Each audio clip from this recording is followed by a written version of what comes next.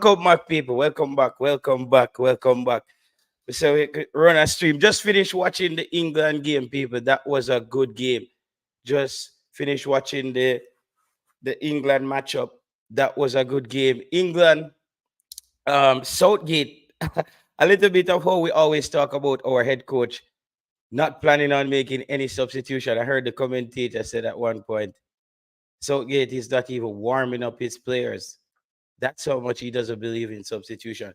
However, I still think it's a good win for England as there's a lot of new pieces out there and they got over the line. Serbia looked like a very good team. I had no this tournament has really showed us where football is.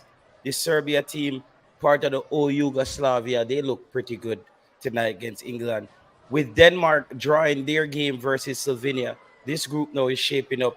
England is leading this group on 3 points. Denmark and Slovenia both on on a point each. So England just need a draw or something. JT, you don't see how England play. My God, if I did one better team, them. But this England team is gonna get better. I think this England team is gonna get better. I thought that Phil Foden though should have went on the bench for Cole Palmer. I thought this game was crying out for Cole Palmer on coming off the bench. But Southgate, he went with Phil Foden. As I said, people look at Phil Foden when he plays for England and when he plays for Manchester City. When he plays for England, he's more calculated in his head. His passes are not really coming off the way they need to when he plays for England. But when he plays for Man City, he's in one motion. It's flowing. Doesn't really work. People, hit the like button as soon as you come in. Big up yourself. Let me see who in the comment section. Big up yourself, RR. Oh, them say international ball game can't look like club. Yeah, and I thought Trent Alexander was good tonight. I think he should get another start there, but I would go with Cole Palmer over Phil Foden. Phil Foden doesn't help Harry Kane in any way. Harry Kane needs another player who's going to pull some attention, open up wider spaces for Harry Kane. Harry Kane operates better in spaces. So I would say get Cole Palmer out there in the next matchup. I think Serbia should play the ball over the top enough time because the strikers them make the run, but the midfield stubborn, them just not pass the ball. Yeah, Serbia was a really good win for them. What about the Reggae Boyz, people? Everybody is not in camp as yet, right? Is today the day where everybody should be in camp? That's something we would love to get a full update on as to is it today, because we still see players at different location, and Jamaica has to remember that we still got a Copa America coming up. We still need at least, I don't know, I remember was at the Gold Cup with Tapa and Paul Hall. They had the players for like almost a month, and it was not the best players, but they looked much better after being together. Reggae Boyz. No, man, the squad, the team just need to get into camp. We have a Copa America game on the 21st, 22nd. Today is supposed to be the meetup. Yeah, exactly. Let me find out. Let me find out right now, people. Let me just go into the exact information. Let me just get the exact information for you right now.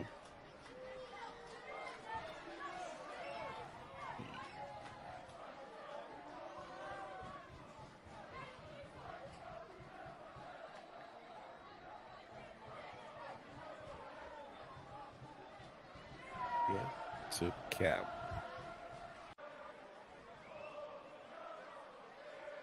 All right. We check that though, people. We're gonna find out. So as soon as we get the text, we know if. So me here say yeah, today Reggae Boyz just a come to fill the slot. Them not serious. Yeah. And that's some serious football I play out there right now. It's just some serious football I play out there. Bro, I still think that Jamaica is gonna do well in this Copa America. Like, I'm sorry, bro.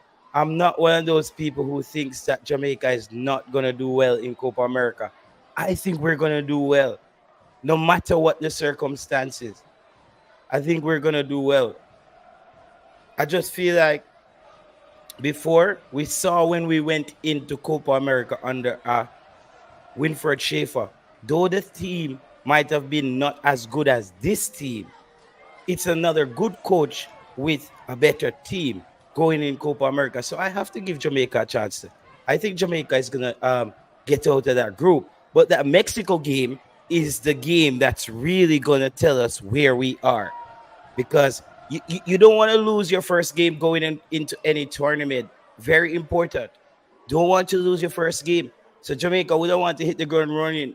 Bless the best of Ames official. Jamaica wants to hit the ground running. That game against Mexico, we have to walk away from that game with even a point. Very important for morale. I tell you, that's very important for the morale of the team. At least leaving that game with a point. I would be going in. I think that's our chance. That's our chance to get two things done. Slay one of the big dragons this year. Because I said, Jamaica, we have to slay one of the big dragons. One of the big teams, which is Mexico or the United States. The next time we play those two teams, we have to make a statement. And Mexico is standing at the gate at Copa America, and we have to beat them to go past them. That's what it is. And I think it's lined up pretty good. But the Mexicans do pass the ball. The Mexicans move the ball much faster. The Mexicans move the ball much faster. And Jamaica always struggle to catch up. We always struggle a bit to catch up. We're always struggling to catch up. And so against the Mexicans, though, that's why I'm saying a player like Ronaldo Cephas is very important for me. I think this player has to start. I need the Mexican defense to be thinking about Ronaldo Cephas and Demarai Gray. Here, catch my point right here. If it's just Demarai Gray, the Mexicans can deal with him with using up less resources. You could maybe have a single man marking him and a spy, somebody who watches him. But if you have a Ronaldo Cephas on the other side, you're going to have to choose which one of those players you're going to do that to. There's only 10 players on the field, 20 players on the field, 22 players, including goalkeeper. So you have to make a decision. This is the tournament. This is tournament football. Hargreaves strives in this situation like this. He squeezed out of, yeah, man, I believe that's what aims. His game planning. People, hit the like button on the video. People, hit the like button on the video. Bless up on yourself. What Sunday night. Just don't watch some good football. Bless up on yourself, people. Bless up. Yeah, man, you're tuning in live on Sports Prophecy TV. Yeah, man, straight out of Copenhagen right now. All right, that way I do. Doing it like that. So, yeah, man. So I still believe that we have a chance. You know what it's gonna come down to for Jamaica as well. Does Mikel Antonio or Shamar Nicholson starts for Jamaica? Because we realize that the combination doesn't work. So Shamar Nicholson starts based on his goal scoring record.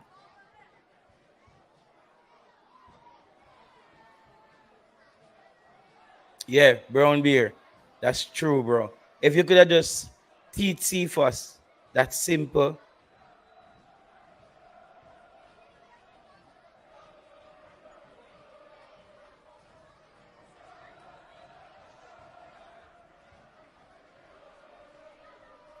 If you could have just teach Cephas that little bit more, to just be like, yo, chill. When you reach right here, so just chill out and get the ball into the back of the net. However, I think, bro, our football is in a better place. This might be bad news for the people who are pessimistic about the football. I think our football is in a better place right now. We have a good player like Kaheim Dixon coming through. We have a Mikel Antonio maybe try to squeeze it to the World Cup, but he's still a decent player. Still a decent player. So I think our chances are pretty good going into this tournament. And not only that, Copa America is only going to fine-tune this Jamaican team for World Cup qualifiers. So if we end up has to play bigger teams, we're going to be prepared. we're gonna be ready to play those teams. We're gonna be ready to play those teams. So that's the whole up JT, Donovan Thompson. Just take in Ecuador versus Honduras match. They seem to love possess the ball, but Jamaica can beat them or at least draw once they play with. All right, my boss. Thank you for this comment. Thank you for this comment here from Devon Thompson. He says, up JT, just taking Ecuador versus Honduras match. They seems to love to possess the ball. Jamaica can beat them or at least draw once they play. Yeah. So that's how I look at it, bro. I look at it. Ecuador, though, the first 15 minutes of the game versus Ecuador is gonna be very important because that's where they're very dangerous. That's where they're very dangerous. They run out on teams. They run out on teams quickly. Very, very dangerous. Very, very dangerous. That's a very, very dangerous. That's a very, very dangerous team. But I think Jamaica has the juice. I think Jamaica has what it takes. If the coach can, we saw what conservative football did today. I know most Reggae Boyz fans in here, so watch England play. We know that because when you want to talk football, you have to, don't say England. England was stated as one of the countries that created the game, football. I didn't, that's what it was said. The game was created, are the first leagues and structures surrounding football. And I look at our overseas-based players, and I look at how England plays as well. England plays and they stop the ball. The England players, they pass it around and stop it and look around. Teams like Spain, I realize, teams like Spain, the Italians, they don't stop the ball. They keep the ball moving around. So England plays in a different way. I've just noticed that Saka had a really good first half in that game. Really, really good first half. But yeah, Copa America, people. So the squad should be in camp. I just contacted the press officer, Mr. Simon Preston. So I'm waiting for his reply on all the details surrounding or whatever is available for media. Love the optimism. We need that right now. Big time. Yeah, man. Rasta Gale, man. We need that, man. We need that right now. No, because I'm tell you, that's why I'm tell people, we just want to get that out of the way and we just focus on the team we have. No, because we have decent players and we have good players and we have players who want to be better players. So I can see Jamaica. I wish we had a friendly game. I know it's a tight window, but I wish we had a friendly game. Even against a Premier League club. Just a scrimmage. For the coach to just try formations. Something. Or combinations, not formation, combination. People, this is the key to unlock the Jamaica getting better. This is the key. If the coach has to get the combinations correctly, the right players on the field at the right time. This was one of Topper's major weaknesses. This was his weakness. He didn't have the right combination of players. He would have this player out, he would have this player out. And when you don't get that combination, you find that the team plays off balance. That's how good teams get it right. Even Brazil. You see, Brazil is a country that has a lot of football stars. Lots of stars. Brazil has a lot of stars. But Brazil has been going through a phase where they just lost their identity as a football nation. They don't possess the ball the way they used to. They just, you still see few players, Vinicius and those guys, they still have that Brazilian flair, but the game is unrecognizable in a way coming out of Brazil than what we know. But we also have to accept that football has changed. I think Argentina is a country and a nation that has basically stuck to their style of football, and we see it just paid off. It just gave them results in the World Cup. So it shows that you kind of need to nail down the style of play and the way you want to play. Netherlands, they clipped who was the Netherlands playing today? I think they were playing Poland. That was another interesting game. I always watch the Dutch team play as the whole coming up watching World Cup, and Netherlands was one of those teams. Watch them play today. A decent team. They have good players. I don't know. I think this tournament is gonna be tough. When I'm looking back at the Germany that we watched this Sunday, on the opening day, we saw the Germany game and we saw the Spain game, and I really want to see Portugal play. No, this is another team that's gonna be. Sorry that we're going in and out of the whole Euros. I'm just making correlations to games that I'm seeing as this is current football. Need Dixon to get scout. Yeah, man, Kaheim Dixon. I need him to. That player is gonna go to Belgium or something. I don't know. So who is his? He must has a good agent, man. He has to have a good agent. I think Kaheim Dixon has a really good agent, right? He has a really good agent. You really youth out of Arnett Gardens club there, went to Clarendon College. That was a player that he came under the radar because he was a bit under the shadows of Malachi Douglas. Malachi Douglas is another good player out of Clarendon College.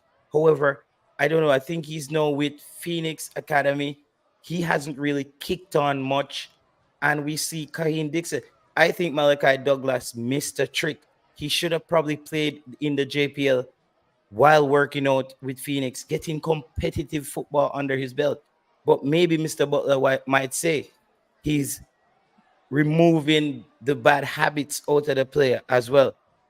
Big up yourself, Chelsea boss. England lucky today. Big up yourself, Everton William. Yeah, man, England, them England lucky today, man. But it was a good game of football. You know, this comes back to this question where Pressa did have.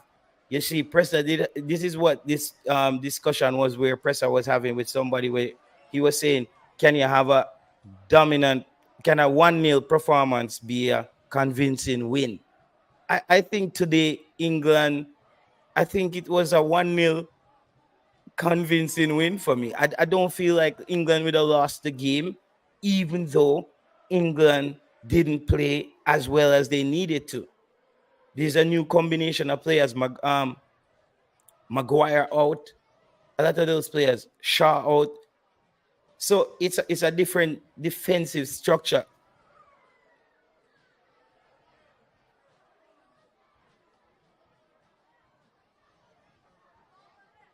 It's a different defensive structure. So England, to me today, they played well. They played well. People, and now I also have to look at it. This is how Coach Jaime Hallgrimsson looks at it as well. A 1-0 win is 3 points for you in a tournament. Listen, guys, I'm not going to be the one complaining if Jamaica gets a 1-0 win in Copa America. In those tournaments, you take what you get. Basically, if it's a 1-0 win, it's a 1-0 win. You put it in the bag. But substitutions they're very important. Though Southgate was slow on his substitutions today, look at the players he brought in. He brought in a Kobe Mino. He brought in a Gallagher for Trent Alexander, who was probably struggling a little bit on the defensive side of the ball. He brought those players in. That's something I think coaches need to get right as well. When it gets to the crunch time in the game, our coaches have to basically make the right substitution. This is why I always ask the coach about this. It's very important in tournament football, getting the substitutions right. How many teams in how many of the teams in the zone just come from the World Cup? Which zone? Are you talking about the Euros or are we talking about Copa? I know that Ecuador was in the World Cup. I think, yep, I think so. I don't see Cephas and Dixon having a big impact in Copa America, says Brian Brown. I beg to differ. I think those two players are the impact players for me. For me, those are the impact players. You know why? Their way of playing football is not very predictable yet if you don't have a lot of experience against them. If you play them a lot, then you're gonna see, yes, this is what they do regularly. But I think this kind of chaotic way of with like raw talent, I want to see it on the world stage. Yeah, these diamonds, you're taking them to market. You're putting them on the shelf right now. You're bringing them, shipping them off the Antwerp. You know, so they're ready for sale. I want these two players to make a big, put on big performances and get big moves. Another big move for Jamaica, big move for other players overseas. That's very important. Very, very important. England escape. Yeah, man. I don't. Yeah, England escape. They did. I don't see they escape. I think it was a quite comfortable win for England. Let's have yourself Owen Owen. I think it was a comfortable win for England. Anybody will watch football. Yo, Bellingham is like as well. Listen to the commentary of the game. Very important for me when I'm listening to game and it's syncing up. They're saying that Bellingham, he's way better. We know, everybody thought and we knew he was going to be really good, especially because Bellingham was way above his age, 17 and playing at 21 level. They're saying that they didn't know he was going to be this good, even though everybody thought he was going to be good. I thought so as well. I didn't know he was going to be this good. Bellingham is really good. That header that he scored, you see goals like that from a closer or a Jurgen Klinsmann. Those are the type of World Cup goals that he just scored. That's the type of goal he just end up scoring. Yeah, that's the type of goal. He ran, he basically hesitated, just slowed down the run, just in time to connect with the football. Just in time to connect with the football. Back at the net. Back at the net. Net back. People, hit the like button, people. People, hit the like button as soon as you're walking. Big up everybody in the comment section. Hit the like button. Hit the like button. Hit the like button, people. Hit the like button. Hit the like button, people. Owen, baller kick. Brian Brown, Everton Nelson. Everybody in the place. Big up in yourself. Reggae Boyz Nation.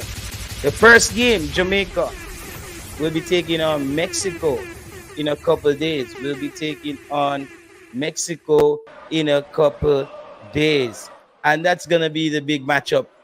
This is, no, you see, historically, Jamaica has been scraping past Mexico.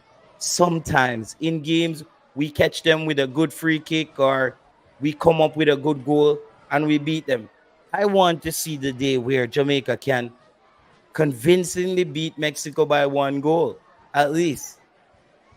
I want to see that, where it's whatever qualities our players bring, if it's speed and skill, paired with, if it's speed and skill, paired with raw talent, or the Mexicans who are very good on the football, very technical.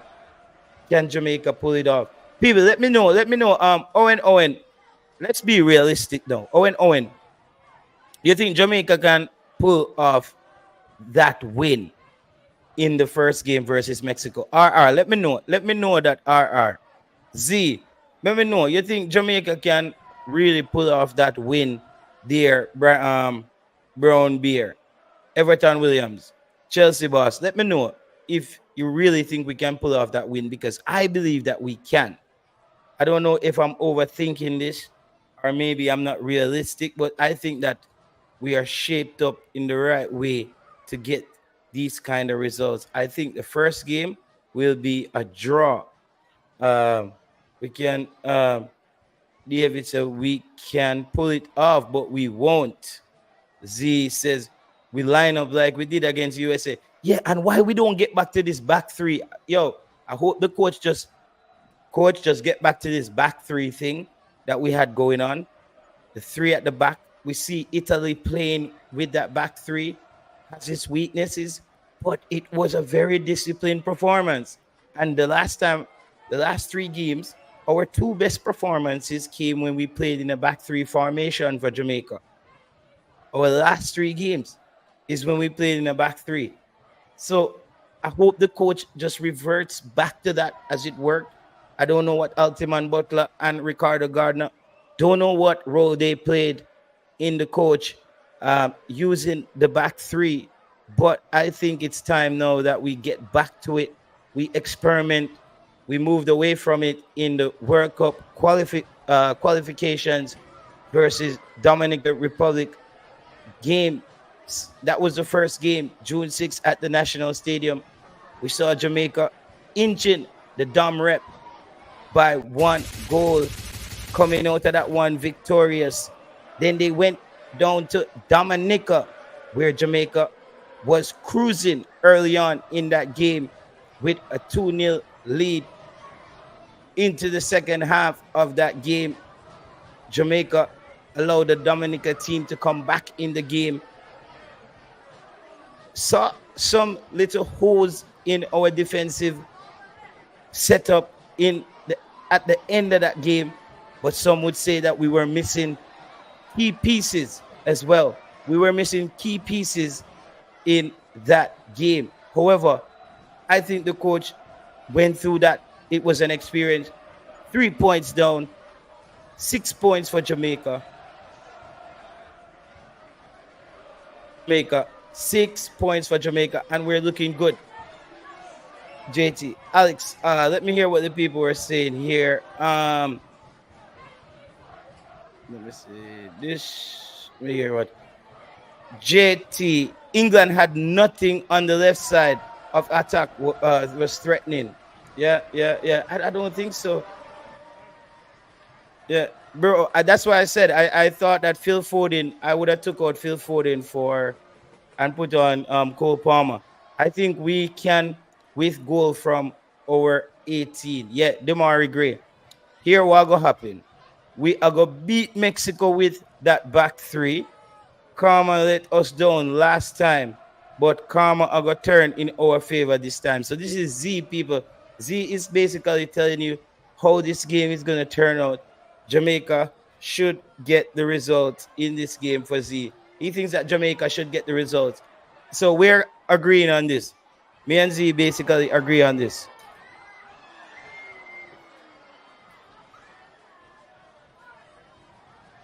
Me and Z basically agree on this. Bless up yourself, Stefan.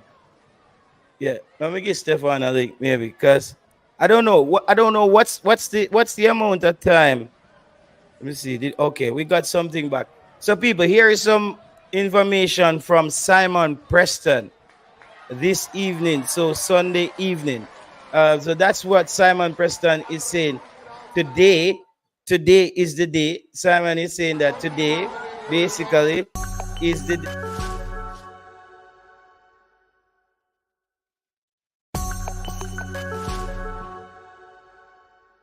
all right. So there you have it, people. Our players should be in camp today, Sunday. So that should be sealed up. Let's hope we can get enough time in for preparation. What's the amount of preparation do you think you really need to win that tournament? I think you need at least 2 to 3 weeks if you want to really go far in a tournament like that. If you really want to go far in a tournament, if Jamaica play back three, getting at least 4. Stefan. JT, my boss, best things. Yeah, man. With I was thinking, realistically, you think that Jamaica can get out of this group, right? Get out of the group? Yeah, Copa America. Yeah, it's going to be tough, but once we secure at least even 3 points from one of the teams, and if we can even nick a draw in the next game, and possibly even if we were to lose the final game, I think we can probably get out with 4 points. Okay, so you see us beating Mexico for the first time in a while. Yeah, I think I think if we are able to get one up on Mexico for the first game, I think it would order well for our chances of coming out of the group, right? And even if we're able to grab a draw from Mexico, I think will still probably be in good standing to possibly, get out of the group. Yeah, I agree. And you see Jamaica getting any points from the Nicaragua game? Not the Ecuador game. Ecuador. Ecuador. No, I don't see us getting any points from Ecuador. Okay, you think they're that superior to us? Probably a better, based on, probably based on the way how they probably play in terms of them probably being together a little bit longer. But I don't think based on teams like Ecuador, them tend to have some level of inconsistency in their performances. Yeah, that's true. That's true.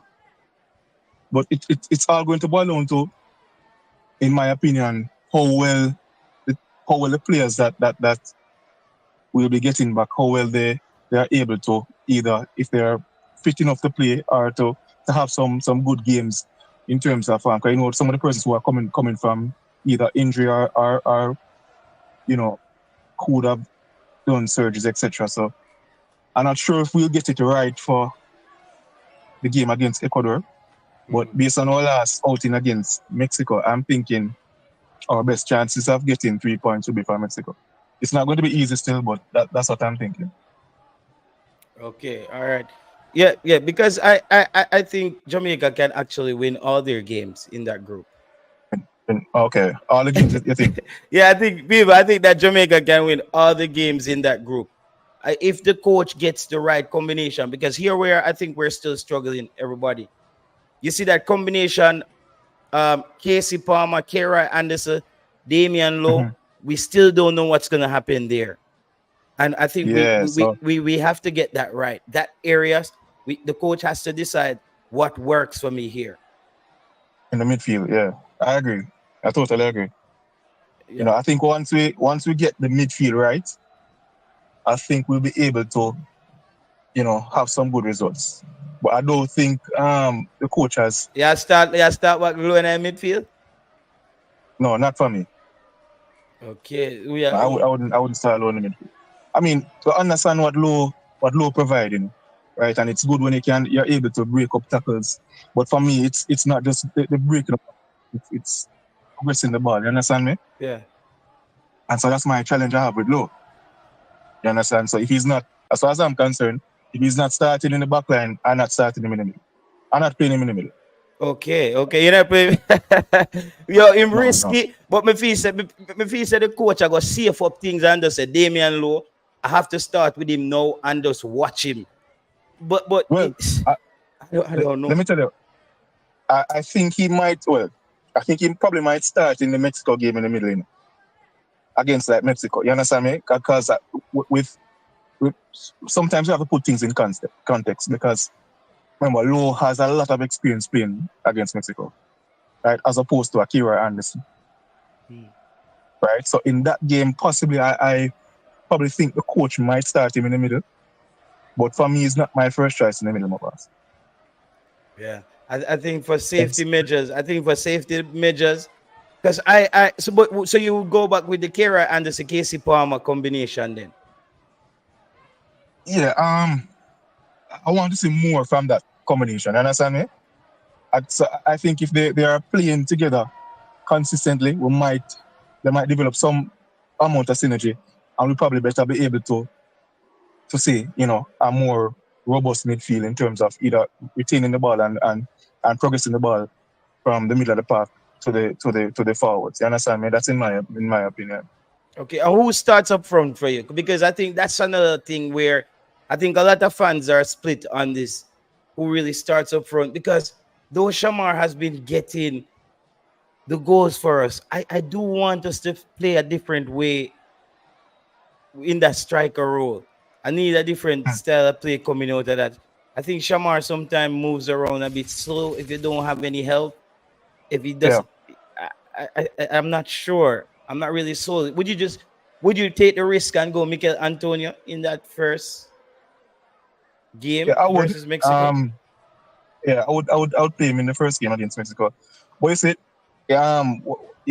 you remember the last game that we played against Mexico. What the coach was doing at the time, it was working, because Shamar was holding up the play a lot and he was getting a lot of balls over the top and was doing well in terms of the hold-up play. Now, I'm not sure if the coach will decide to go back with that same strategy.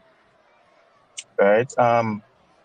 So I would give Antonio the nod, even though, as I rightly said a while ago, Shamar has been the one who is a little bit more clinical in front of goal. Yeah. As opposed to Antonio for the country. So, I wouldn't be, put it this way, I wouldn't be upset if I see Shamar start. You understand me? I'm fine either way. Either Antonio or Boza, right? And I'm not sure if the Antonio Boza combination, I'm not sure if that's because you're going to need somebody who is a little bit more mobile. Yeah. Both of them have a little bit somewhat similar playing style, so I wouldn't necessarily be excited if I saw both of them start. You understand me? Yeah. I think we need to split that up a bit. We need to split that up a bit. Yeah, definitely agree with my boss. Yeah, we need to split. All right, Stefan, me have to link it because we know more time in the show I get crowd up away. And we know so we did upon some good point. We did have to jump off, but you don't know. Bless up yourself, all right? Yeah, man, bless up my boss. No problem. What about him? Yeah, man, bless. Yeah, man. So dear, everybody, Stefan sound a bit confident, just as I am when it comes on to the team. I'm not that as worried, people. I'm not as worried as everybody. That's what I'm saying. I'm glad we got back to just playing football again. If we were all right, Colin Quest. So me have to link you up. How you doing, man? Yeah, we're there, man. We're there live. Colin Quest. If we were England or the USA, everyone would be in camp a week ago. We need to stop this excuse crap. However, our team will have to be a top. Okay, to everyone the edge. Yeah, but I kind of have to understand the coach still, when it come on to camp. Still, I don't know, because I think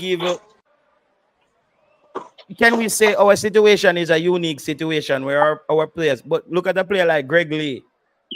Greg Lee left his camp, left the playoffs. His team was in the playoffs, and he came and played World Cup qualification, probably went back home for a few days, and now back in camp. So some players are showing the level of dedication, and I can't say the other players aren't, because players have families as well. And so I think the decision is going to be tough sometimes. Yes, but England, their players got families too. Mexico, yes. So that's no excuse, the team. I don't care who is this. The team, our team of lately, everybody just come when they want to come. But the coach did say he's gonna deal with people like professionals, so like they are professionals, so he expects a certain behavior from them. I think we give it up a lot of leeways because of we trying to get all these, very good players, and we trying to accommodate them. Yeah. In which that is good, but every window, man. Every window, it's the same thing. Yeah, but every window. When did the US team players go into camp? I'm living here, but I'm even though that's my second team, but I don't follow the US. I only follow Jamaica. Okay. And to a high extent. Yeah, but the US team is in camp because they're already playing. They're playing friendlies. Exactly, and we allow too much, but we are always not prepared. I think that's why we play the way we play. We got players coming in like 2 days before, 3 days before, trying to gel with a team. remember, we don't have a style of play where our local players are so good when so you don't miss like the overseas player, like Mexico and US, and even Canada to a lesser extent. Their local players are so good, so they can always train and have the same system. Yeah, well, let me hear what Baller Kick. Baller Kick, I said, JT, they have the team to beat Mexico, but all it depends on how we perform. So it's the performance on the day. He's saying it comes down to the performance on the day, though, Colin Quest. But Colin Quest is saying basically the preparation to perform like that is very important. Yes, I was listening to his name Babatunde yesterday. He said it right. You got to prepare well for good results, and that's true. However, I think we can make it out because this coach he's very lucky. What you're saying, he's been operating off luck? Not necessarily, but if you notice a lot of the games we played, we could have been we could have lost. Yeah, and we could have won some as well. Exactly. But like when Topper was coaching the team and Paul Hall, these guys were had no luck, man. They had no luck. They just keep. No, but I think Topper coached away his own luck. He didn't set himself up to be lucky. Yes, we no matter what happened, you need luck for you to win a tournament. No matter how good you are, you're gonna have off games. You're gonna be fighting. Jamaica gonna be fighting. Emperor said, to be honest, Grimmy is not much different from Topper. I think he is the European Topper, I think so too. I think he's a European Topper, but with other good qualities. Yes, he knows how to set up a team, and he kind of plays not to lose. Yeah, not to lose is always a tight game. Yeah, not to lose. So you will not see the team play fluid. It will just be like scrappy. You will not see the defensive midfield drive through the middle. So no matter how these players we got, which are good players, they're gonna hold a tight line. Yeah. Because let me just read what Baller Kick says. US been in camp since leading up to the Colombia match, that like almost a week ago. So the US has been in camp almost a week ago, said Baller Kick there. They are. Yeah. And they are better than us. And they got better player than us. They got better system. Yeah. And I think this is one of the things that frustrates a lot of locals as well. That they're thinking, these guys are here who wants to play right now. Why we wait for some people to come play and them only can come train 3-4 days? Them think they frustrate people on the ground as well, I think. But I can too. I don't even have to tell you that if you should put the best JPL player out in one of the worst teams in the Caribbean, we're gonna lose. Oh man, people, hit the like button on the video, people. Bless up yourself, lovers or loves, something. We can't pronounce it. Network. Michael Woodburn, Patrick Riley, Mr. E, Alex, everybody, Ricardo. Big up yourself in the comment section. Just hit the like button, people, and thank you. We have just hit 3,000 subscribers finally on the channel, people. We should get it up to at least 310 people. So we just hit 3,000 subscribers on the channel. Thank you, everybody who has subscribed, everybody who has hit the like button. It has been a massive achievement for the channel. I will continue to try to improve the content and always bring you guys the best content to my ability.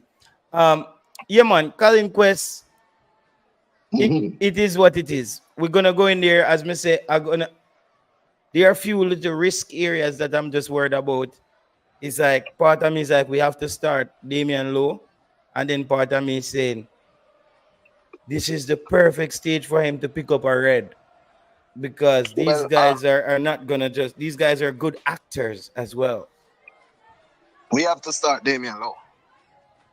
That reason being, we are gonna be raising that flag. We're gonna be under attack. So we're gonna be defended. So we got to when we play good teams, we gotta have Damian Lowe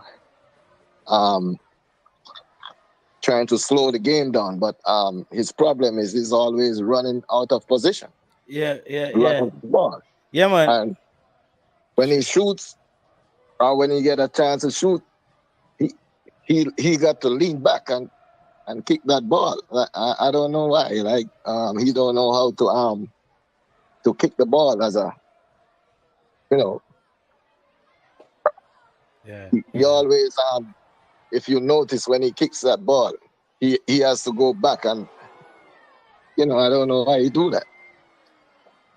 Yeah, but I think the coach gonna play him in the midfield. Yeah. Yeah. I don't know what position he plays in the midfield, because he's always in front of the more progressive in midfield. I think he plays Nana. He just plays the Nana, you see me? Yeah, but yeah, so and I think he's gonna use that back three, right, with two wing backs. And I don't really see any one of these teams breaking our backline too much. Whoa, you're really confident. Who sits on the bench for you now? Ethan Pinnock is back. Dishard Bernard, Michael Hector. Who sits? Joel Latibodier. Who sits on the bench for you in that back three? Well, sorry to tell you, man. I only played soccer in high school. You know, I am not a coach. You know, that's Grimmy's problem. Yeah. But I don't know. I do not know. Anyone he goes with. All right. Anyone he goes combination with. He goes with. I like it. I like it. Right. Bernard, quick. And he heads the ball. You know, he's good with his head. Yeah, that's a thing that with Bernard, because Jamaica, the moment you remove him, I think we're back to that little problem that we all know we have.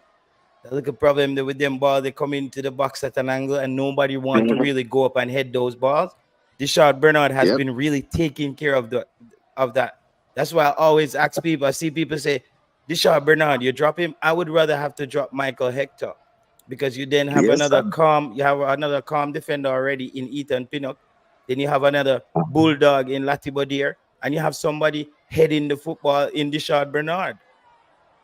And if you notice, Hector, he drives through. So he just pick the balls up and just drive through, and he got some telling passes. So I don't know what the coach gonna do, but well, you think the coach would play but Michael Hector? You know that Michael Hector would probably be better in that CDM role. No, we know we crucified him one time when he played that role. But I think Michael Hector would be better there now because I think he's more experienced and he's more sure of himself now. I watched Michael Hector playing CDM in Baltimore. I think we won. We beat the United States to go to the final, and he was he looked good on the eye. He was pretty solid. I think when you're playing with low levels, non-professional or semi-professional players, you will look. Some players will really look out of sort. Yeah. Because you don't move at the same pace, you don't think the same way. So I think that that affected Michael Hector back in those days, and I think if they had continued with him in the CDM, right now we would have a perfect CDM. Yeah. But no, I think at that time under Theodore Whitmore. But Colin Quest, may I go catch up here? May I chop it up? You have a good day. All right, people. Happy Father's Day, man. I forgot. Yeah, man. Happy Same to you, Father's man. Day. All right. Yeah, same to you. Yeah, man. Yeah. Bless up all the fathers out there, people. The thing is, like today, I didn't know that today was Father's Day because it isn't Father's Day here today. So I didn't know it was Father's Day. So I see a lot of people, they were like Father's Day, and I was like, okay, because I didn't know it's not Father's Day here. Lots of respect though to all the fathers in the comment section. Bless up on yourself. From when I do the job, you know, now pick up on the kids from school more time or drop them off or go watch them football game. Big up on yourself, you know what I mean? And big up all the people who are also not fathers as yet and maybe taking different routes, making sure that they're financially stable. They're ready to take that step. That's something you should also think about and structuring yourself going to that. Even though they say becoming a father, you can't really ever plan for it or plan it out. It just happened. But that's what it is. It's still a game we have to discuss here. Yeah, man. So as Colin Quest was saying, Michael Hector for me, he's just, bro, he's just going to this tournament. Remember, said Damian Lowe, I think he picked up a knock or something. The coach basically is saying, all right, if he got another yellow card there, he would have been suspended for the first game going into Copa America. Big up everybody over there on Gold Rush TV as well. Big up on yourself. Everybody on Gold Rush TV. Everybody on Sports Prophecy TV. Big up everybody in the comment section wherever you are. If you're on Gold Rush and you're watching, bless up yourself. Don't know. Let me check out this comment here. Agreement going to line up 5-3-2 in the midfield will be Reid, Lowe, Latti, and Palmer, with Latti floating between CDM back three, CDM Gray, Shamar up top, Pinnock Bernard at centre back, Lambi Lee wing back. Yeah, man, that like go yeah, explain that network. Like how you explained that, yo, it would be crazy if we see the coach go back to Lambert and Latibodier in the middle. Lambert and Latibodier in the middle, that would have been crazy, man. If the coach go back to that. People, everybody hit the like button. Everybody hit the like button on the video. If you're there, just hit the like button. JT kids take money. They are like vehicles. Yeah, man. You know, man. You know. Kinsey Robinson, Jamaica must play a 3-6-1 formation. Okay. I never really seen the formation before, but it's probably formation. Lembekis at right back. Yeah, man, I understand. So that's a real overload in the middle. That's a real overload in the middle. That's a formation that sound hectic. Kingsley, the formation that sound hectic, brother. I don't know. Sound like something new the players them have to learn right now. The 3-6-1. I think the coach is just gonna line up how he usually lines up 4-4-2 or just 4-2 something 2, like our 4-3-3. I think the coach is gonna keep it simple. Big up yourself, extend. I think the coach is gonna keep it simple. That formation is too complicated, my brother. I'm not gonna lie to you. Let me see what AM Henry just say. If the coach wins, he is lucky. When he loses, he's no good. Did the coach buy his UEFA Pro license? I didn't say that the coach is. The caller said that. People, yeah, man, the number is on the screen, AM Henry. You can link up anytime. The number is there on the screen, people. Just make sure you put the plus before before you the number is there on the screen. There it is, +45 914 7767. So if because them people they always have some big talk and them cannot defend them talk when they come into talking football. Some typewriter warrior them. 5-4-1 formation, in my opinion.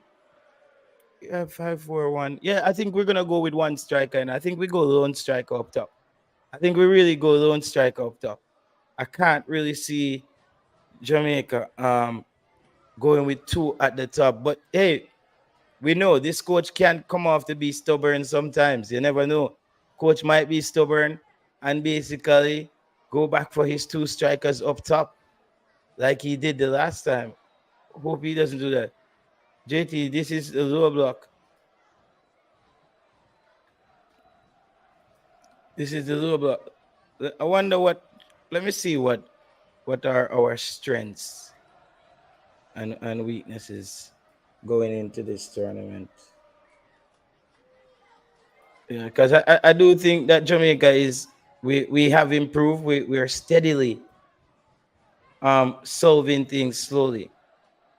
Let's see if we can find Jamaica here. I want to see our performance in the last couple of games.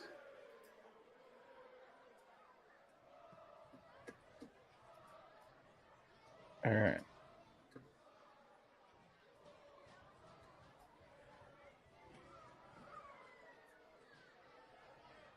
Okay. All right. So as you can see here, Jamaica in this group. Let me see what they have here with Jamaica and Mexico.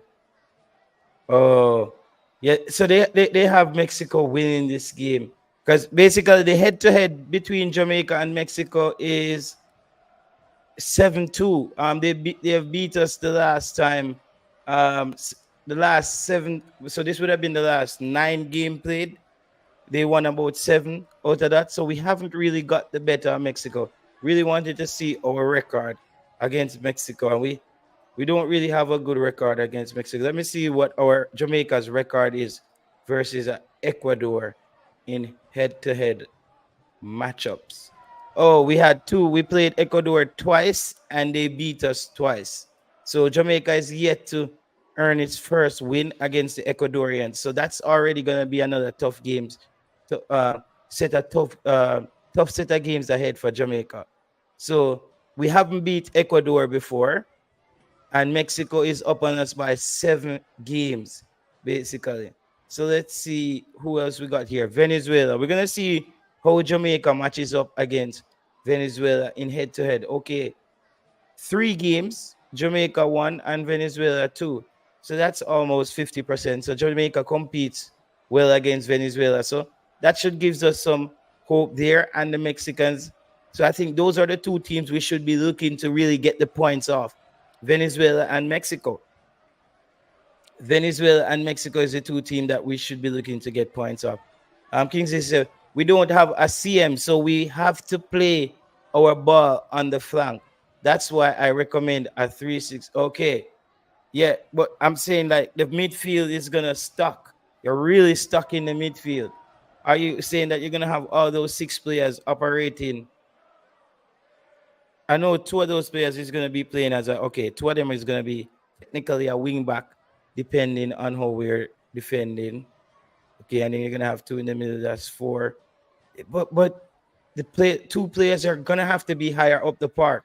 I don't see how that 2-6 3-6-1 is sounding like it's like a new style of play when we not really figure it out yet. People, please don't fool yourself. This coach only plays defensive football. 4-2-4-4-2. Yo, Dex, me nah lie. Dex, go mash up the players. Dex player. People, check out Dex player. You know the Dex player. When he used to go to school and them thing. I think Dex does videos. He plays FIFA and them thing there. And a bag of shooting game. Yeah, man, is Dex player. You know, I don't know. Dex player, where you come from? Portland, Port Antonio. One of them places. But big of yourself. But as Dex player saying, that's the coach is just gonna go for what simply works for him, bro. Yeah, that's what I said. Chelsea basically 5-4-1. Come here, say it's a good so it's so yeah. Depending on your shape when you're attacking and your shape when you're defending. It's 5-4-1. Okay, somebody there is telling us that it's not 3-6-1. I know that you can make any formation in football, but today's kind of the first day I'm really running into the 3-6-1. To be honest with you, I haven't have a lot of run-ins with the 3-6-1. Yep, we don't have a lot of run-ins. Let me take some more of these. Hanover, Rossies, big up. Oh, okay, next player, Hanover, Rossies, the forward from. Okay, mad. Yeah, man, Hanover. Yeah, remember Hanover, man. Them places far to drive, you know. But I know it's nice out of them places. Real life, no game, you know. Real life, I no game, JT. Real life, I no game. I said I know the type you play games. Okay, we are now more organized defensively, says S Technic, than the last time we played Mexico. I am predicting a win or a draw. Yeah. I'm predicting a draw. I'm predicting a draw from the Mexico game if we play well. If we get a win, I'm going to be celebrating. But I'm just going to be realistic and say at least we score first and keep the game pushing ahead, and Mexico then try to draw the game with us. And you know, Mexico always has that goal in the back pocket for Jamaica. Mexico always have the back pocket rock goal there, brother. Always. I'm telling you, Mexico always have the back pocket goal. Like back pocket rag. I'm telling you, they always have it. So we have to be prepared for them. Big up yourself, determined. Let me say determined and say, Upon Father's Day. Yeah, man, bless up yourself to Upon Father's Day. Big up all the fathers. Rossi's there, class of 96. Yo, Dex player. My 11 versus Mexico. Boys Clark, Lowe, Pinnock, Latibodier says Ian Campbell, Lambi Kisa, Greg Lee, Casey Palmer, Reid, Gray, Nicholson. There's no Anderson, right? So you're starting Damian Lowe, Ethan Pinnock, no Dishard Bernard, or you're starting Kira Anderson. So you're starting two center backs. You don't know what formation that you were starting. Good starting 11, but I don't know how it works. There, Serbia played a 5-4-1 today. I like the 5-4-1 today. I like how Serbia looked balanced. England attacked, but they looked balanced enough on the offensive end. Just didn't have, and they have quality players. Serbia has a lot of quality players. Serbia is a part of the old Yugoslavia. The old Yugoslavia. Serbia is a part of it. So that there's a lot of football history there in Serbia. You saw the style of football they played against England today. And it was a really good style of football. That's what we want to see. And this is how good we expected a team like Croatia. Croatia was quite disappointing yesterday. Okay, so Ian Campbell will be playing the 5-4-1. Okay. All right. I could see then. Jamaica best starting squad for the Copa. Yeah, I don't really do a lot of squads. I don't really But I think today we will do that. Let me just find this squad builder thing here. I'll just find a squad builder. Yeah, man, we can pull up something and see.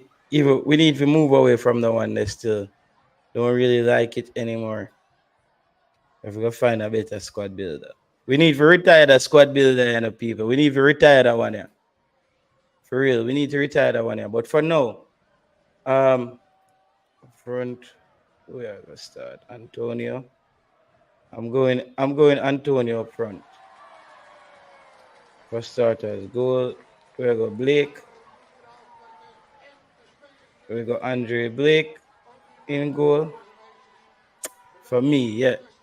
Since we're gonna start a back three, we need a. We have to put Pinnock. We have to put Pinnock because he's on your first. But I'm not leaving Bernard because I don't want to see Jamaica.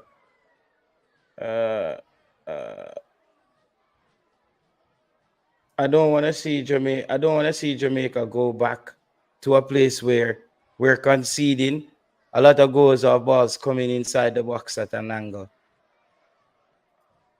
And we're gonna just go Latibody here.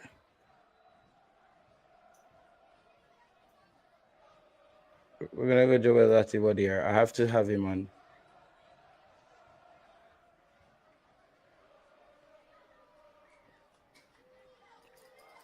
We have to have Latibody here on. But people, does Bobby Reid start for you in this team? Does Bobby Reid start when a lot of these players are available? Because some people are saying that Bobby Reid use squad builder UK. Yeah, man, we need to use something else, man. Team Cataract. Bless up yourself, Team Cataract. Yeah, I think I'm gonna use a different squad builder. Don't really like this one. This one will kill your vibe, bro. That one you come like, yeah. I mean, just needed to just take the time and find one. But we're gonna find one today. Let me try to send this to Cataract. Maybe this is definitely up Cataract's lane alley right now. On the Sunday night, yeah. Let me send. Let me just 1 second, people. Let me just get this to Cataract. Get the link to Cataract. Cataract, come on and say, yo, you have to send me the link. You can drop the link and all them.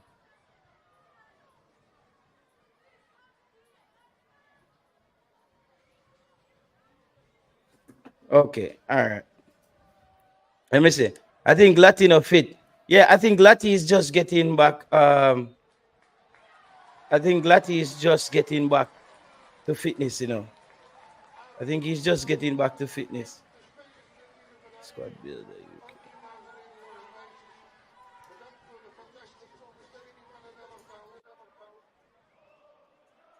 Yeah, I don't think he's fully fit. Don't think he's fully fit. Okay.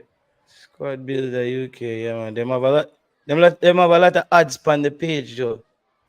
I hate when them do that.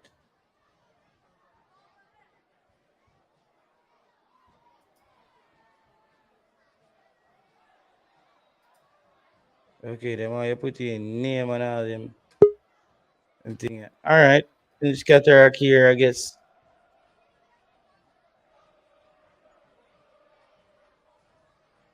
All right. Yeah, man. Cataract, bless up yourself, man. But there, me just look for a squad builder. I look for a proper one. Something that looks much more appealing. That's what they said for me. See, massive.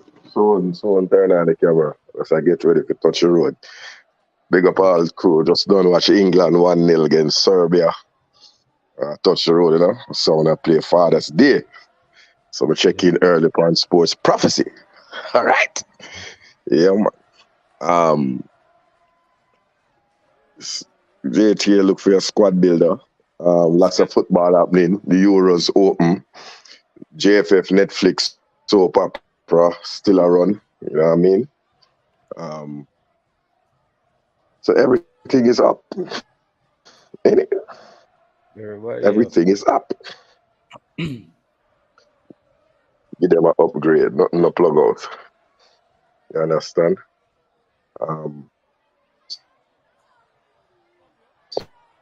So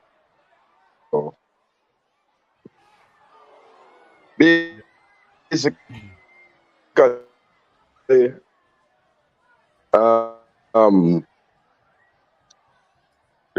and I'm going to say this again, you misinterpret me. Bobby Reid starts for every game until he is retired as a professional footballer. That's my thing there. He has been generally Mr. Reliable for Jamaica, and he turns up every time he's called, and he brings his game. Yes, you will have up and down moments as a player. You understand? But his moments are never down enough where you're going to say he needs to not be in the squad. I'm just saying that the coach have to keep that the possibility to have the level of flexibility, because I think when Bobby is on the field, you kind of play a certain way because of how the player plays as well. But remember that Bobby is playing out of position. Bobby is a number 10, a false 9, a small striker. That's his role. He has never been given the chance to play that for Jamaica, because we play with two strikers sometimes, with Shamar and Antonio. So Bobby has never been in this position. He play right back, right wing, cam, and he does a job, right? But Reid is here, so I'm going to be listening. Yeah, man.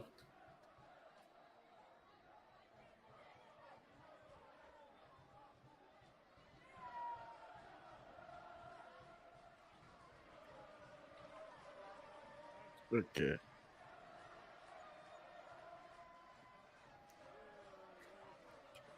Bobby Reid is one of the most important players. Yeah, man. Bobby Reid is a key player. Bobby Reid. Dexter Daps, Bobby Reid got his name. Dexter Daps accepted the name. Mr. Reliable. He always turns up. He never has a personal issue. He don't have a party. He's never injured. He's always there. Okay. So I respect has to be put on his name. I don't know how you feel about that, but that's how I feel about it. I feel the same way. Yo, determine, big up yourself, and thank you for the super chat, my boss. Best of yourself. Thank you very much. Yeah, man, understand, Ketark, what I want to say is you have to have all your options open with all players on the field, I believe, to get the intended result.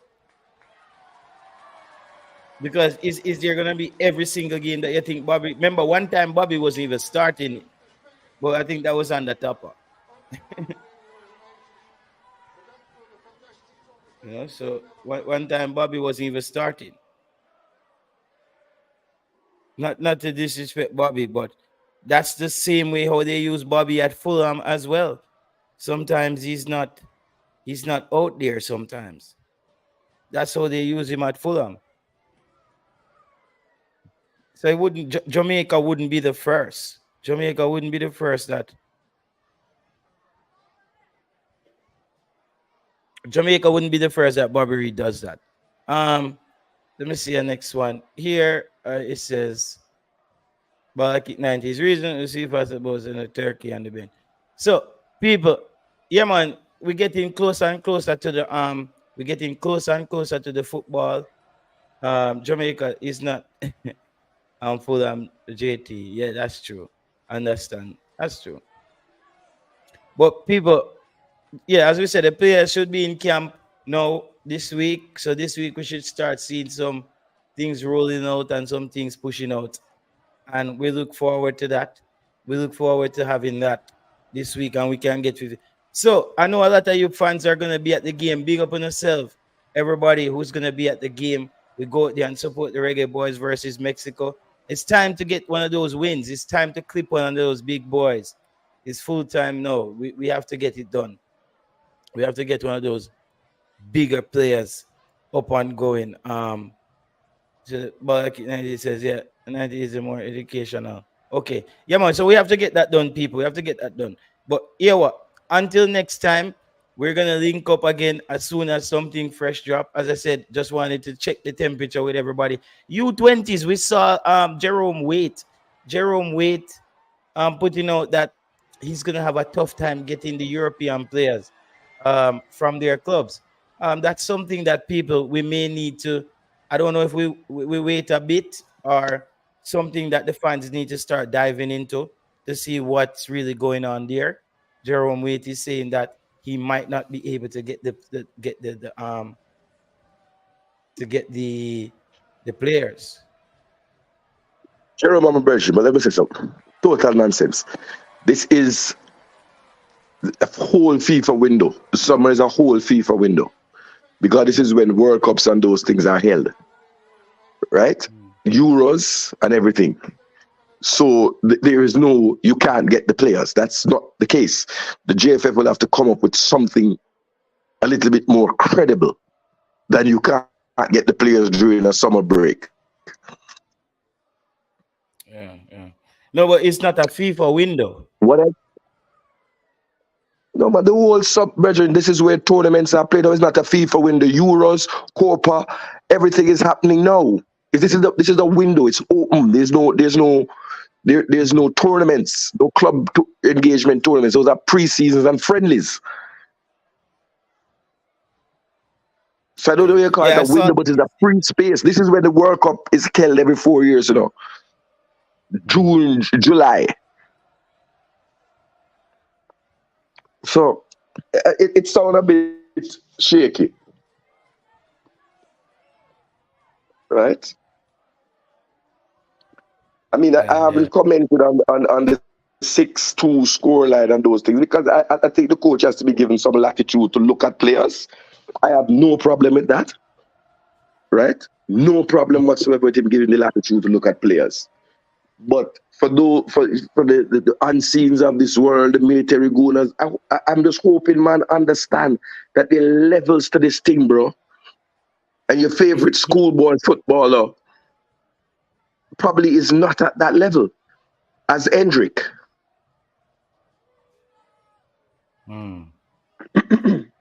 A Jamaican scored today, and I'm proud. Jude Bellingham.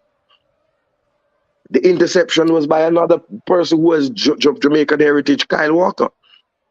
And he passed it to someone who is Nigerian heritage in Bakaru Saka. With the assist. 2 Jamaicans and a Nigerian. That's what gave England 3 points today.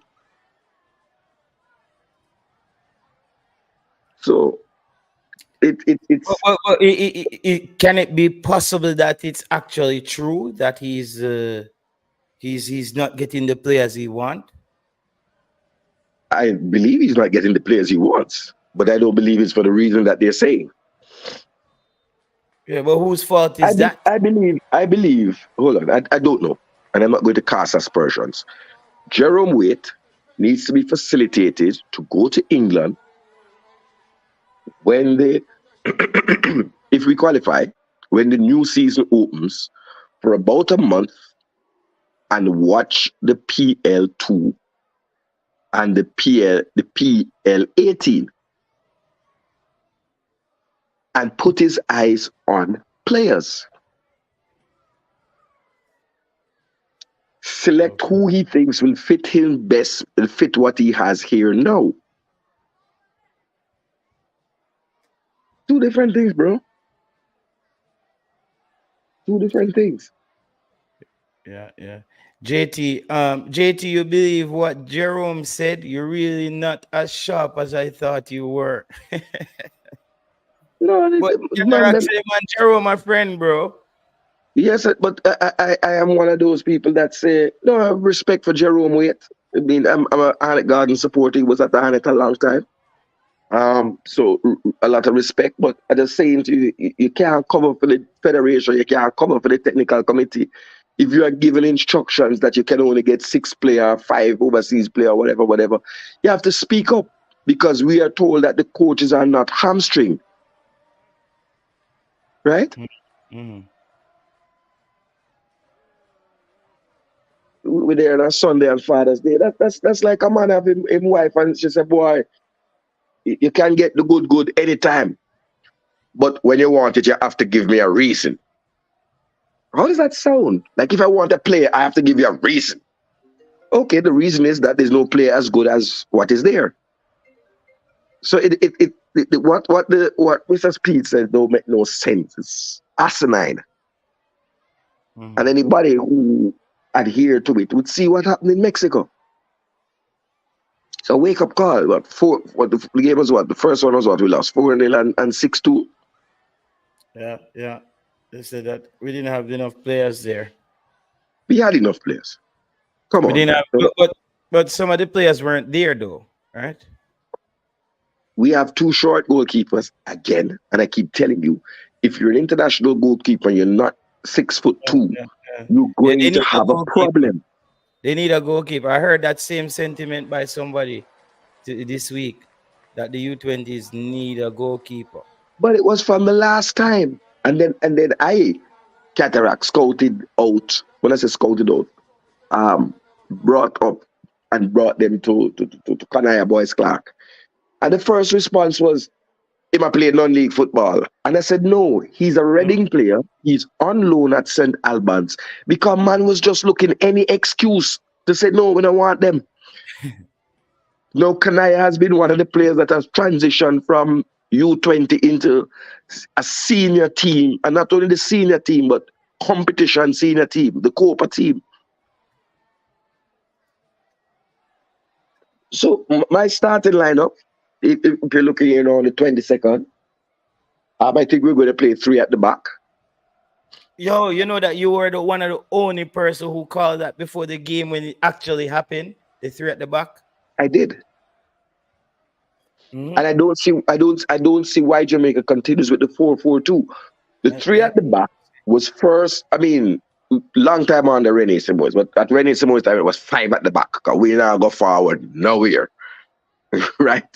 The right wing. I was looking today and I say that right back position has always been a problem for Jamaica, even in the 98 squad. Dean Sewell, Shorty Malcolm, it was the weak link. As a matter of fact, when we went to play, it was Pit Toilet. Remember him again? Somebody named From Chelsea. Yeah, man. Wow. From Chelsea. I met them give that the name, them man. Yeah, call him just. Yeah, Fancy Bleak was brutal, you know. So they were stick to me, man. Pit Toilet, man. Frank Sinclair. Kind of man, the man said, I met them give them the name, them man. No, but you must a Frank Sinclair player. It's rough. Hit the like button, people. Hit the like button. Yeah.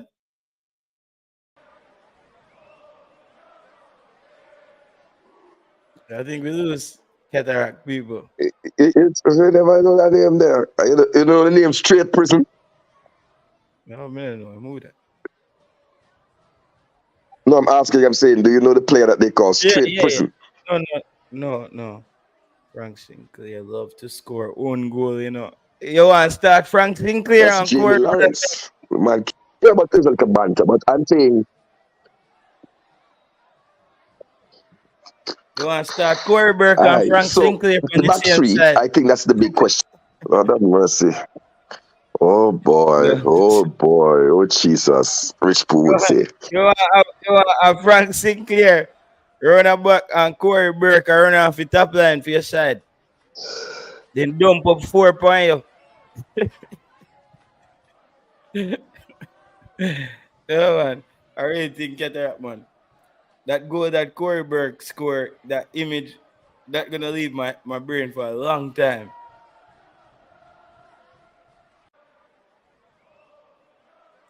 They're the only 2 MLS players in the US team. Yo, Chris Smith, you always stick on a point, you know, bro. Every time Jamaica side pick, Chris Smith always say, all right, JT, how many US based players is in the US team? So when Jamaica go with them Monday, Chris Smith, you always say that, bro. The side pick with the players we have. So we have to work with what we have. What we are gonna do? We not get the players them or we think we need to get. We not get the Greenwood them. We not get the all of them players. So I don't really know. Yeah, always I say that Chris Smith. We can't. The US program is way ahead of our program. Let me just call back Gunners. And did I call me about go ball I kick 90 say DJ would do better than Marshall.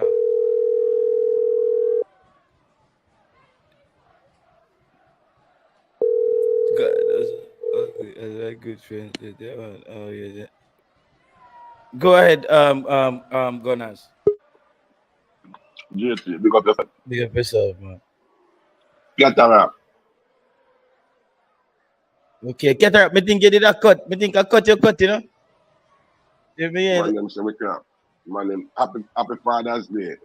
Oh, you see, enough Father's Day over here yesterday, but I still Father's Day worldwide. So happy Father's Day, JT. The young lady don't reach up age to bring you any great gifts yet, but as far as I see you doing, she will get there one day where you have to sit down and get the father treatment. You understand? Can't say that to cataract because cataract on the panic. Cataract still happen on the side eye chuck, you know, jump on. You know, sir, enough man enough man there on the truck and still ask me for ice cream money to go at the man's house. So no matter with that. I will repeat. We're not supposed to. This is why. This is our biggest problem in the football. It's because we're consistently recruiting kids to play at all levels, not senior players to the senior team. At every level of the game, we want some foreigners. Are we wrong with cataract, man? You're frightened for foreign, brother? You're frightened about foreigner this, foreigner that? No, we don't need no foreigner. Foreign you live, you know. Then that's where we foreign you live. Foreign you live. So hold on, you not frightened for foreign, right? But a foreign you live. Why come back to Jamaica? What about? Go ahead, sir. No, our youth teams are for the locals, sir. We don't want a foreigner on it, so Jerome waits to do the right thing. We don't want a foreigner team that is stifling the development of the football cataract. We stifling it, we go and put it foreigners at every level because we Jamaican youth, them no good cataract, no gossip. We have to stop it. Encourage the development of our local product in the underage rankings, and then we search for players to put in the senior team from everywhere across the world. Yes, Chris Smith, USA have 11 starters from out of the 5 top leagues across the world. They are all American players who come up through American Academy and American League. So that is what you do. You produce enough so you can call back.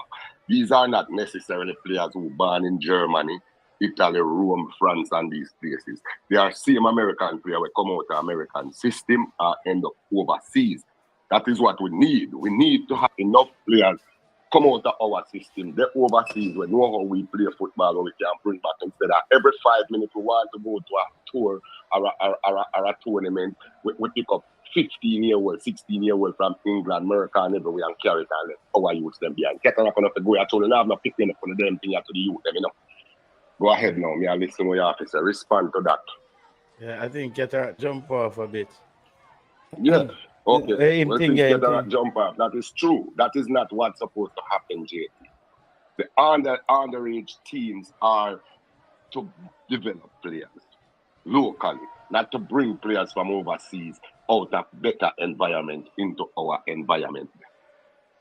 Then if we can build up few players, then when we have a Jamaica and put them in some other team. Well, we are stifle the foreign the youth them we are bring from over foreign team because we don't have nothing. So it makes sense, brother. Senior team, that's where we recruit players from, the diaspora, not the youth teams. Yeah, I don't think the people them agree with you, brother. People them just are going. And The buckle them a buckle you right now. If you be honest the here, people them are back to themselves. the buckle them a buckle you right about Them now. are back to themselves because them are idiot. I tell you what, the people them will believe in them thing, you know. And the people them will believe in hard work, you know. And some lazy people them, you know. When them see you with I'll your be in car and praise them of them. wind up I'll be there. in praise of them to fling buckle. Not tell me about the big stop look talk, listen, let me talk and stop interrupt my conversation with the losers them in the comment. That's why Yeah, we man, will okay. always lose because we are looking for the easy way out. Every man want to get rich, but no man no want to work. You know you call that get rich quick tendency and lazy mentality. Yeah. If no found a way in the comment that type, if Diddy was in America, no found that end up at Diddy party. Yeah, that's me I tell you. Yeah, the people, yeah, man. So I just didn't. So what I go on now, gunners? You just come cuss with them people, you know. And you are telling me what they must say after me in the panel chat, and you are telling me what they must say. We have a conversation, and you are telling me what they must say. So me I tell them, say them are losers, they pass on. No, but some people in the comments say them agree with you to a certain degree, though. As well. So, no, but that's why good. Yo, brother, sometimes it's good for you look what's if you're people interact with what you're saying. So sometimes it's good for you if you know what's going on in the comment section a little bit as well. You know? Me dey on my phone, so me can't see what going on in the comment section right now. But Yeah, I will say, you need to get it on your TV and have it on your phone then. So phone me have tablet, me have other things for my TV. yeah, let's string up the TV. Lift people themselves lift up color. Tell them to start calling so I can lift up because them sit down there typing and some of them show them have this feminine female voice. Them afraid to call the phone because we know we not gonna know who is such man from such girls. Big up yourself, A.M. Henry, the lady A.M. Henry. Yeah, with enough feminine voice. That's why I only can type. So yo, Gunners, I look more basic. I run the show down. Yeah, no man, because soon, but it gone from a different direction, you know. What direction? It gone from? Yeah, we were at Copa America with it, you know. Man. With the Copa America. Cataract was over here. Cataract was over here talking, and that's why I called him. Cataract was over here talking about Jerome Waite and youth teams and putting players into youth teams and who are recruit players into youth teams. Yeah, we can recruit young players into youth teams. Yeah. But those young players who we're recruiting in the youth team is youth them who supposed to can transcend immediately into the national team, the senior team. But you're not going to have that all because that not happen everywhere around the world neither. A few players really break through in a lot of sports, you know. When you even look a lot of sports, even look about college basketball, them talk about hundreds of players. We're not going to go on basketball, but then just talk about 100 of players. Even JJ Redick and a lot of those guys who were huge prospects, them never make it as no major pros. This thing is not given. Playing competitive sport at the youth level doesn't necessarily mean you're going to be a great pro or a good pro and break through. Not everybody break through. Fact, yeah, talk Gunners Boss says Lemon Zest. MG is recruiter, said Butler. Next call, okay. Dependency syndrome is never healthy. Big up Gunners Boss. Wow, some people upon Gunners think no people, but guess what? No, I think everybody, most people even on YouTube would agree that the U teams like the U15s, you're not gonna go overseas and get U15 players to go play to Jamaica. I think that's totally Jamaica. U17, I don't care if there's a quota in the U17 because I think a lot of Jamaican youths should get the opportunity there, mixed with a few from the diaspora, just like what Freddie Butler is doing. I'm confident in what Freddie Butler is doing because he strikes me as a fair person. You know, he strikes me as somebody who would put the football in front of personal gains. So I'm confident there with the U16. He's been working, U17s, he's been working with them, drilling them, getting game under their belts. No, the U20 now, because they broke up for so long, that's another thing. And couple team go before that U18 team, and they were trying to see if players there were good enough. to play in the U20. Some of them didn't really translate. So the U20 team needs at least 5 good players to bolster the team, I think. Yeah, man. It's stages, man. Yeah. It's the last stage. We're going into the last stage, the final stage for the qualifiers. You know. The qualifiers for what? For the World Cup, for the U20 World Cup. That we're talking about, the final stage. John will qualify the first stage. Now the final stage is where we're gonna play the USAs and those big teams. Now that's why we say we need to have the best team. We can't just say I just demute you alone for play. I think we have a chance to go to the World Cup, just like the senior team. If we can get the balance, the best talent down there and the best talent in the diaspora, we go for it. Get Jamaica on the world stage. Again, more publicity for Jamaica, more revenue, more tourists. It's the whole thing. The more, that's people don't understand, the more Jamaica go on those big stages, it's free promo that the country can't buy. You know how much a second is to, you know how much a minute worth of promo costs on a major TV network or a radio network at a prime time? And imagine you're playing a football game for over an hour and a half on a prime time station. That's just ringing in people's. That's why the effect from the female program was very good as well. Going to Australia. JT, Jamaica under 23 coach was by Topper. They were together for a while, and Japan gave 9. Maggie, bro. Yo, that brother can come up with some stats. Chris Smith. The man, Chris Smith is a bot. He's a troll. All over the place. You have to find players from they are young. Yeah, man. Really think you have to really find players from they are young. People, we're not gonna exhaust this thing tonight. Sunday night, we did we need but we're gonna take a negative call. You're Gunners? Come here, have Ian Campbell calling. I'm gonna put you ready. Me have my plate in front. All right. I got no spot my phone right. All right. Yeah, man. Go ahead, Ian. Hello? Yeah, man. You hear me? Yeah. You're live, right? Yeah, man. I'm live. Yeah. I was in the chat commenting someone time out. I must be stream. I didn't use any explicit or anything. No, man. It's stream element. It's stream element. And I'm gonna take it. I'm gonna take our stream element to no, because bro, I looked in the comment last night on my phone, and it was typing out half the commenters. Yeah, because listen, the thing is, JT, I do agree that at the U15 level, that it should be local BS players only, local bumpers only for U15. U17, where it's more competitive, but not say professional.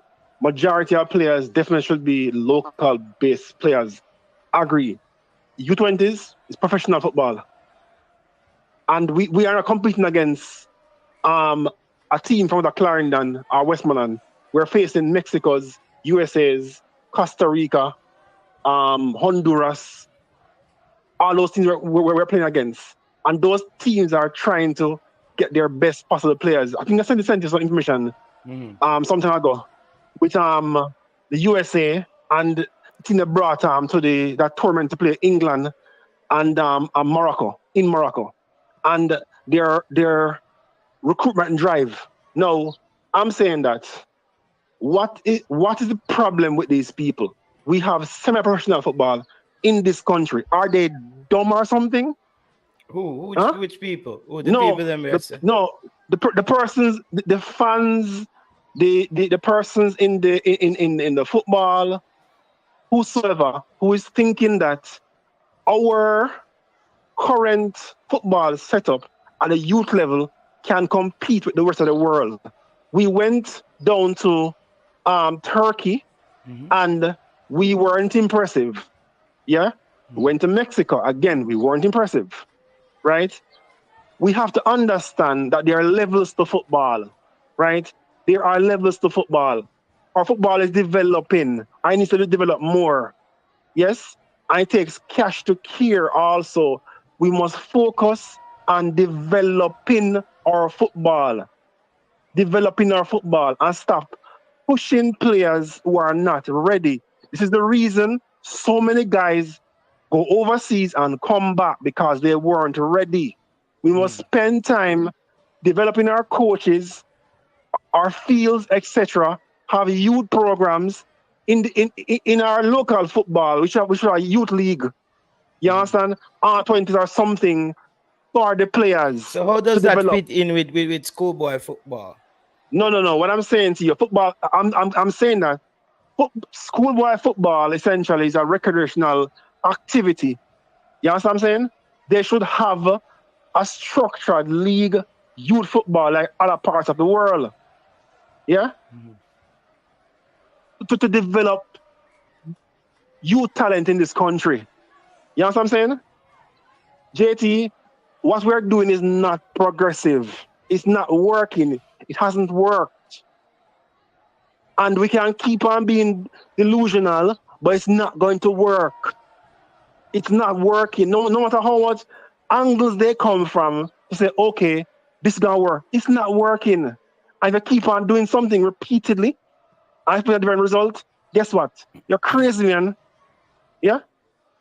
And that's the problem. We should focus on developing the football, man.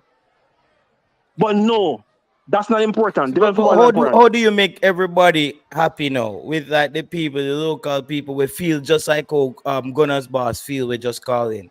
No, how we make all those people happy. My thing is that there are 3 million people inside Jamaica and 3 million outside Jamaica.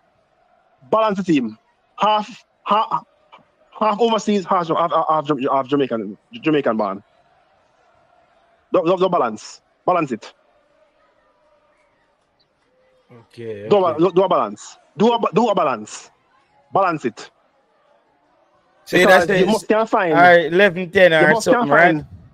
You must can find 10 Jamaican born player of that quality. You must can find at least 10. Yeah, I think they split it down the middle, half from the island and half from the diaspora. I think, but then they will tell you, that they're gonna have an excuse for that. But when you're gonna say when a person gonna come on and say the entire squad should be local born, that's which age group? Which age group them say that for?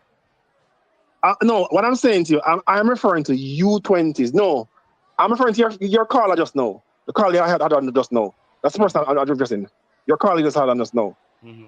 Yeah, and his rhetoric.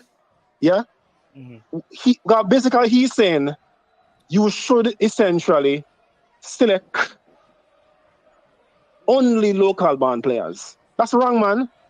Oh, that's Gunners boss. Yeah? You know, he's very some would say he comes off a bit xenophobic. Yes, I agree. Some would say that. I'm not saying that. I think he's just somebody who has his own opinion, but I can also see where people can say he comes off in that. Yeah, but what I'm saying to you, your opinion can be xenophobic. Exactly. Yeah, it's still an opinion. It's still an opinion, and that's his opinion. Okay. Yeah. So all I'm saying is that J. Taylor, we have to look at our team qualifying for the World Cup. How do you get? But are the players? Yeah. How does Jerome Wade solve the players who are not available problem? That's not something I can answer on here. Okay. Yeah. Is it not a FIFA window though? We're just talking in general. We're not talking anything personal. Let's say you don't know Jamaica and these players. Is a FIFA window? Is there any way where Jamaica could still get these players from their clubs? Something is being worked out. Okay, with the clubs. Yeah. Right. Yeah, man. So you say okay. Yeah. So let me run leave you. I just have to come on and make that point that we have to look at the thing objectively. You understand? Because we're one Jamaica, man. We're one Jamaica. My son wasn't born in Jamaica. I don't want to buy to discriminate against my son because he wasn't born here. Your daughter wasn't born in Jamaica. You also wanted to discriminate against her because she wasn't born here? Yeah, it's not fair, man. They're still Jamaican kids. Yeah, this thing. Anyway, take care. All right, big up yourself. It's wrong, man. It's wrong. It's wrong. It's wrong. It's wrong. All right, big up yourself. That was Ian Campbell there, people. He's saying that he believes that he's the best players for the teams from anywhere. And Gunner's boss was on the total opposite side of the spectrum. That's just how it goes, people. Gunner's boss was on the totally different side of the spectrum. He believes that the youth in Jamaica should be the ones playing. I can't take his opinion away from him. Lanzi said the entire squad should be our best players, no matter where they were born. Anything short of that is not in the country's best interest, says Lanzi Blake. What's a baller kick is saying here? JT, think about it. Jamaica needed to get up to speed with the rest of the world when it comes on to development of players. So yeah, we have to. We need to get up to that level. We should get rid of Dunswell. He has no idea what, bro. Up and running. I always ask this question about Mr. Dunswell. It's the first time where a technical director of a country's football never comes out and talk to the public, gives us any outline, any vision for the country's youth football and grassroots. You never see Mr. Dunswell. You only hear when a coach get fired and nobody did if a coach you team them say Mr. Dunswell prepare the team. I bear that man here. Me nah hear no Mr. Dunswell. Want to Mr. Dunswell. Like you're like the technical director, like you're the captain of the ship technically. When it comes on to the football, when it comes on to the vision for the country's youth programs, how you're gonna get the best out of Dunswell. You should have even figured out how to capitalize on schoolboy football while building something simultaneously. Like you see, like how they have the PL2 people. I think maybe Jamaica has to go to something like that.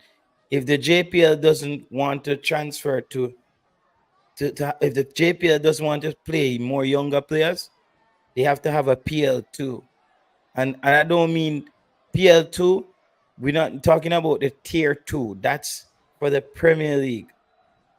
PL2 is the best youth players in Jamaica under 21 playing in a competitive league.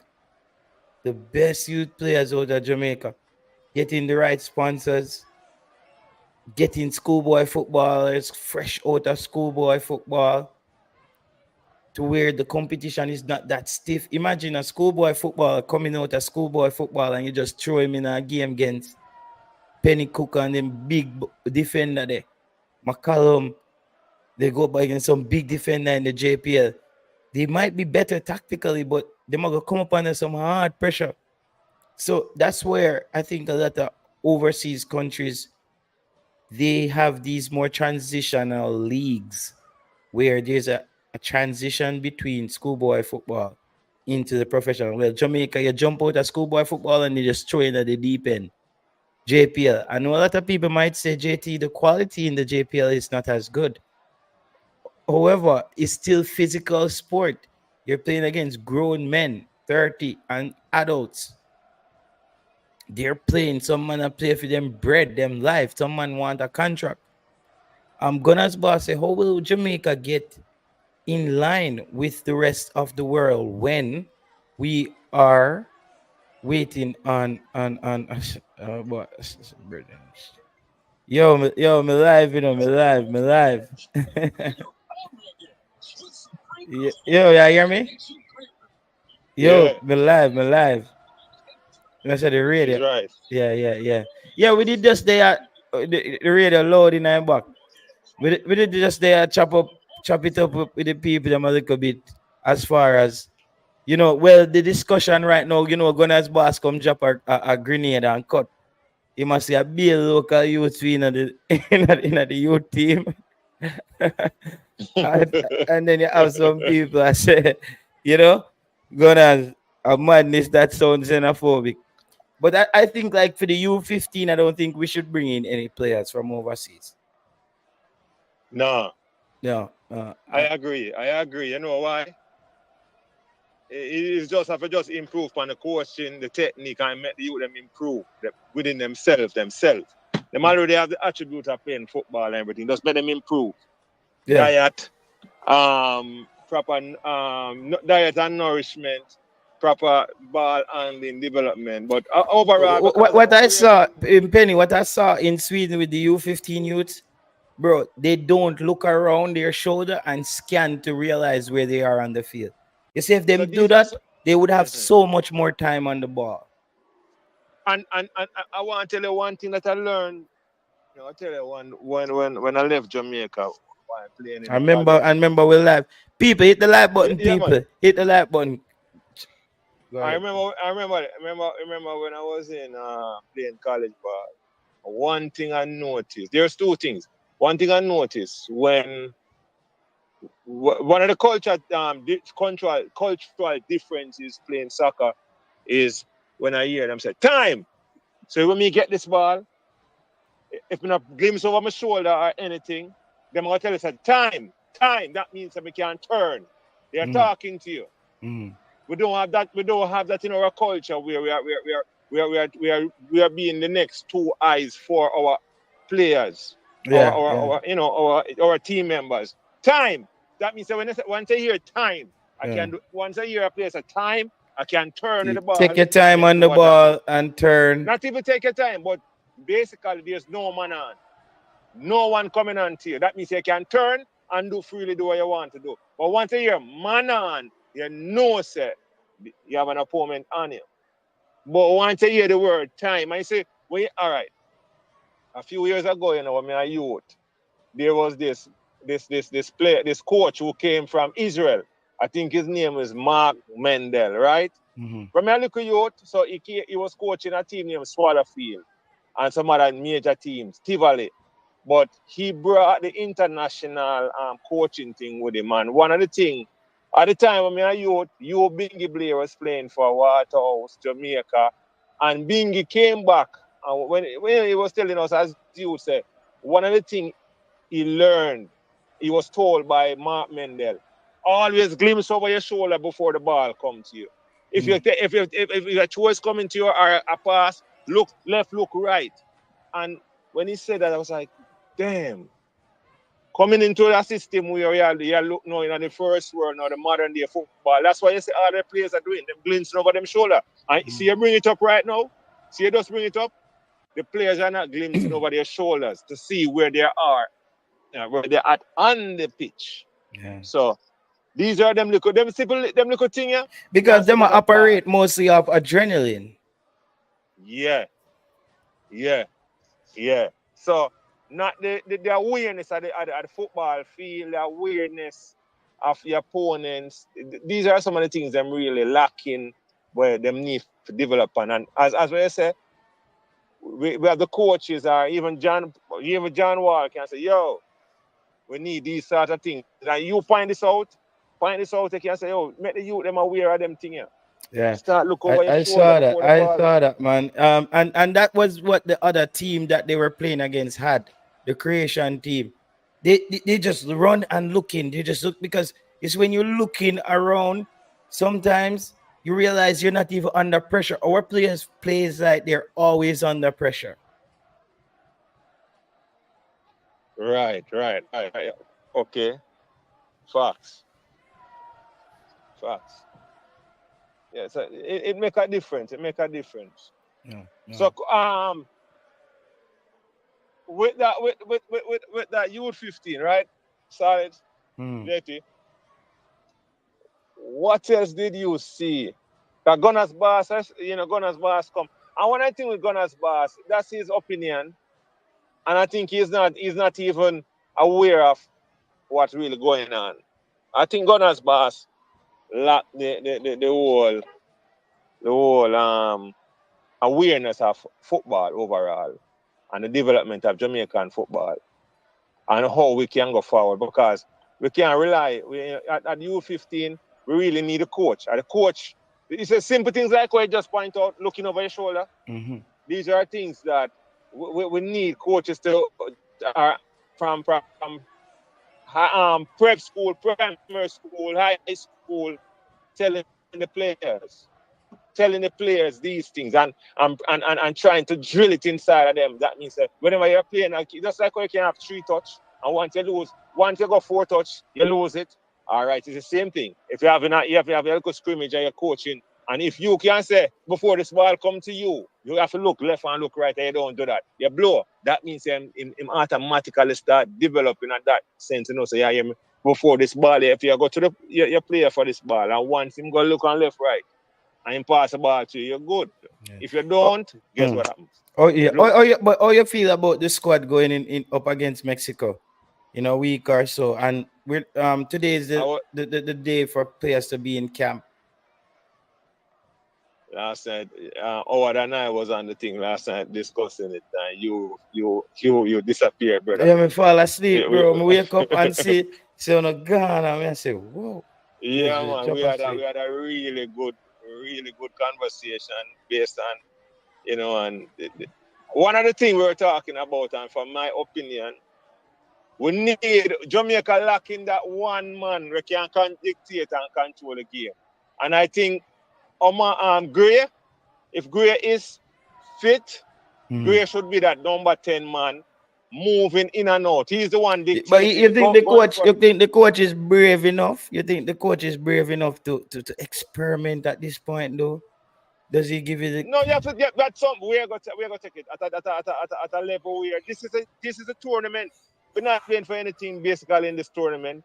If we can start from now in a tournament like this with major opponents and major teams, this is the right time, and you're playing against good quality teams. Then you transition that within the World Cup qualifying. So you have to start now. Let's start work. You can't go starting at the World Cup qualifying. Start now in a tournament like this. Giving the authority to say, listen, use the man who control this. You are like a Hazard. Go for this ball, or even the number 10, a dictate, like a Xavi or Iniesta. Out the ball, everything will come to you. And I think you will see even great game lift at least 25% more or 50% more, because to me, he's playing 50%. He's not playing at 100%. I know him can play when he was playing for Leicester, even playing for Everton. He's not giving that 100% to me. My opinion. Yeah. I agree with that. I think in the game, because I think he wants to get the whole team to go up to that speed. Because sometimes I see him, he take the ball and make a dribble in midfield, and he's like wondering why everybody's not moving, like why we're not going. So he holds back away. He slows down his tempo in a way to play. You saw me I come from. I was telling Howard yesterday, said what Gray is doing, or Gray is playing right now, he's playing like he was a Manning Cup man. I play against some prep school footballer, and I said, yo, wait, you know me, I said, this is how he is. So my taper his game for really, for you know, because I play against the opponent. I know him talented. So that's what I'm saying. Put Gray in that position to be the man who is dictating, going for this ball, taking it, making the pass. This is the man I think can do all of that, because we need that. I would say we don't have that player that number one, Gray is talented, he's skillful, he has the ability to hold the ball, he has the ability, his finish is very good. He has a very high in quality. So now we need that other support around. And I think if they give Gray that opportunity, you'll see Mikel Antonio more in the game, holding the ball, waiting for the support and giving the support, and then moving. Because Gray understands how he plays, because these guys have been playing against each other in the Premier League for years, and he know how he plays. So automatically, you're going to see a player and say, yo, that player, I know him play. I know him want him ball. I know him can. Two of them now come together and form that unity. I think it's going to be one of the thing where, trust me. Yeah. Can really And for propel you, Jamaica. you start Ronaldo Sifa starts for you as well, right? Yeah, man. Cephas, last night we were discussing that Cephas, one thing Cephas needs to work on is getting him, positioning body to square some ball and taper down his speed. Him in a trap mode more time I play football. It's a Come back trap down to mode. football. Yeah, he's in a trap mode. Yeah. Track and field mode while playing football. You have to come back to that level where, listen, a football me I play, I still a taper that speed here, but me have to know what me I do. Seeing? Because for now, I think that is one of the things where really I get him that fullness of the game because he has quality, but he have to work on him finesse. Once he work on a finesse there, the rest are history. The rest is history because him really know how to go about doing what him can do. But him can't the squaring and one of the things that Jamaicans don't understand when Mikel Antonio became one of those marquee players in the Premier League, one of his strongest attributes was scoring goals with his head. He was very powerful scoring in almost when him just started, when he was wearing that number 2. When he started player, head. Just know say, give him the opportunity, he might go score off him head. That was one of the things we see that really bring him to the forefront, scoring a lot of goals with his head. And the Jamaican team is not using that. And then what's his name has to step up. Cephas has to step up because I think Cephas don't understand how to really square a soccer ball going down. Because you have a technique how to square this ball, you know. I think he thinks more about shooting, getting into a shooting position. Yeah. That is it. Yeah. That is it. But shooting position, yeah. But because remember, if I play wing, him still have to have that thing up and say, yo, you can't square the ball, you know. When him go down there, him can't just know say a ball push to, him not have to touch it. Him just know say, yeah, me. This I go upon the head of whichever player him choose. It'll come from the 18-yard box. Yeah. It'll come to the 6-yard box. All of them things. But him not have that something there yet. I think that him for work on. Yeah. That's true. If him can just, and I think that's something that Kaheim Dixon has over him. The composure around the 18. Yo, I'm not telling this, you know, Kaheim Dixon, as I tell the man them last night, say, Kaheim Dixon is one of those players who can be the next marquee player for Jamaica once him develop right. Once him take him game right. Once him serious. First thing I leave. Kaheim Dixon is going to be the man because certain things.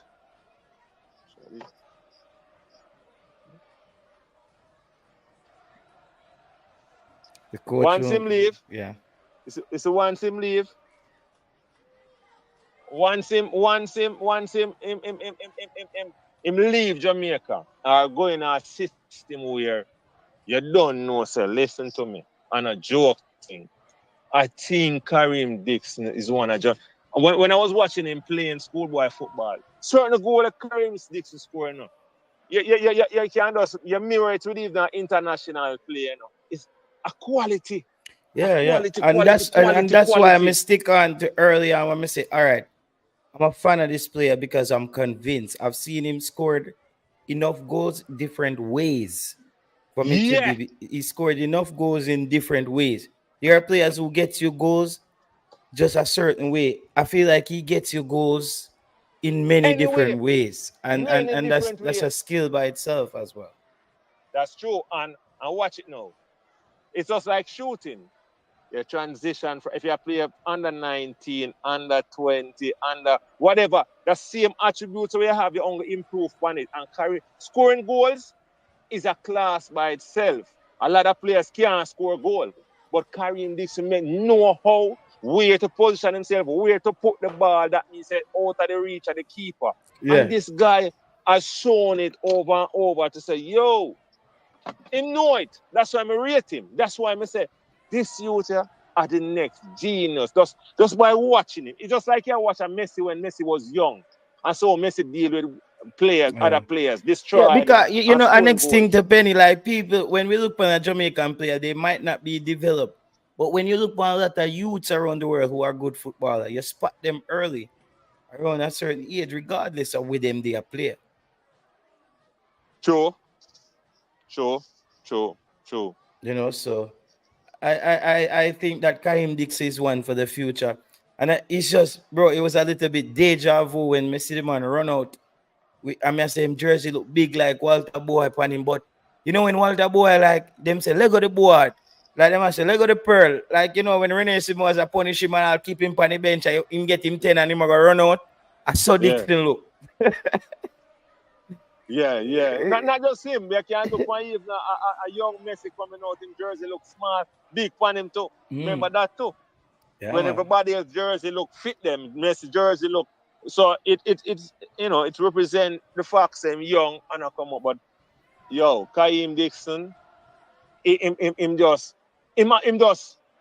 mature, the right coaching, the right continual development for this player.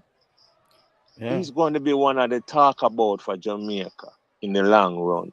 And then you might talk about this Leon Bailey. He's going to be more effective. He's going to bring more to Jamaica than even Leon Bailey. For me, Leon Bailey not bring nothing to Jamaica. Leon Bailey Leon Bailey can't carry the team. Gray carry the team more. Yeah, of course. Other players carry the team more. So Leon Bailey for me is just like playing scrimmage. It come like when I play out, this is like a scrimmage baller. And even and you have someone who plays scrimmage with a regular baller, plays scrimmage. When him a play, he's the man for the team. Once him pick up this ball, him a got the damage. Leon Bailey don't have that sort. To me, playing for Jamaica, him don't have that sort of fire that in him.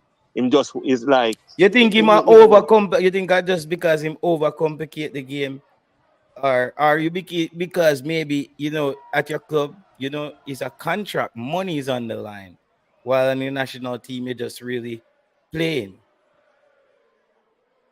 All right, and all right, it's not even. It might have look on it that way. You might look at it like, okay, me I play for money, me I get paid, so me have to really performance. If me not performing, I get in a game.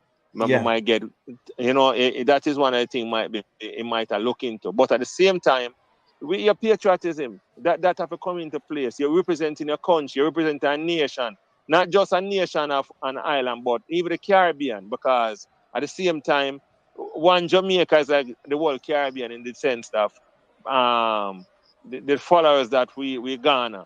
And all right, remember, I recall one time when when I was in college, I brought some Brazilian usually come to the school. I usually talk. The man said, one of the Brazilian look for me and tell me, say, and he's more than one of them at the school at the time. He said, when Jamaica was playing in the World Cup, and Rene Simoes was coaching, they're saying that Brazil only brought two teams, Jamaica and Brazil. Jamaica and Brazil. Brazilian was cheering for Jamaica in Brazil. That Jamaica was their team in the World Cup when Jamaica was playing. That says a lot. The youth named Sean Fraser, who played the World Cup, who did a good job in the World Cup and got a lot of contract. I read an article where he went to Brazil. I was playing in Brazil. Didn't he end up in some like second division in El Salvador though, and he was scoring a lot of goals, and they didn't want to call him for the senior team? I don't know about that, but I know he was playing in Brazil. Yeah, he's a striker. He was playing. Yeah, he was playing with the Animal for Brazil. He was playing with the Animal in Miami for, I think, Miami Fusions. And after the Miami Fusions kind of dismantled, he brought him back with him to Brazil. Sean said, whenever he was playing, and the stadium, Jamaica, when he was either entering the pitch or just come warming up, he just hear Jamaica. That alone, that's what he was singing. that they were chanting in the stadium. And I said, the man said, you don't even know how powerful Jamaica is. So saying that for say this now, Leon Bailey not understand that. Leon Bailey still thinking he's an entertainer like Movado. Me use Movado because him come from Cassava Peace, and he might grow up and say Movado in him high and heydays and in glory days, and he might just say the same thing he wants. So now him take it to the football where he might call up. Because the discussion with Leon Bailey make Jamaica have right now in terms of that's a sidetrack is security. Security need this, and we never hear that before yet from none of the players who were playing overseas. This is a first. It's a first time I've heard in the history of Jamaica where security was a big problem. The first time we never know that. I remember we also have players who were associated with themselves. We play World Cup, who was a part of Jamaican team, and we never hear them say security. We never hear them talk nothing about that.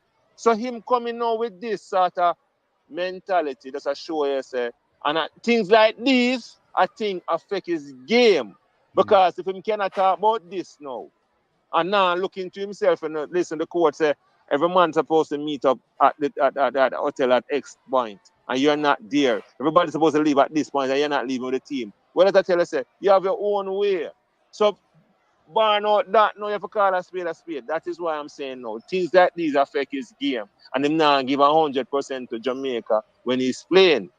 That's my thing with him now, Bridget. So Jamaica, for me, with Leon Bailey not being effective. So you feel same even with him point when him say what Jamaica can't really do nothing for him. He actually misunderstand that whole concept you just explained.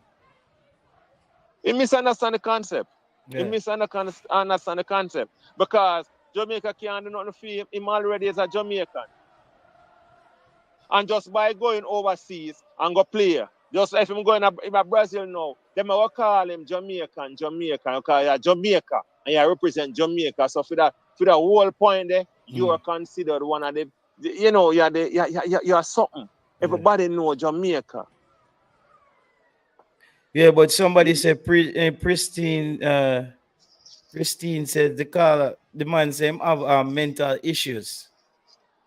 Oh. Leon Bailey. Mental issue, you know what the mental issue you have now? He's not fully educated. Jesus and Christ. He's not fully educated. And if you have educated, you have people who are educated and that are done. So you have people who are educated, not educated, but they are intelligent.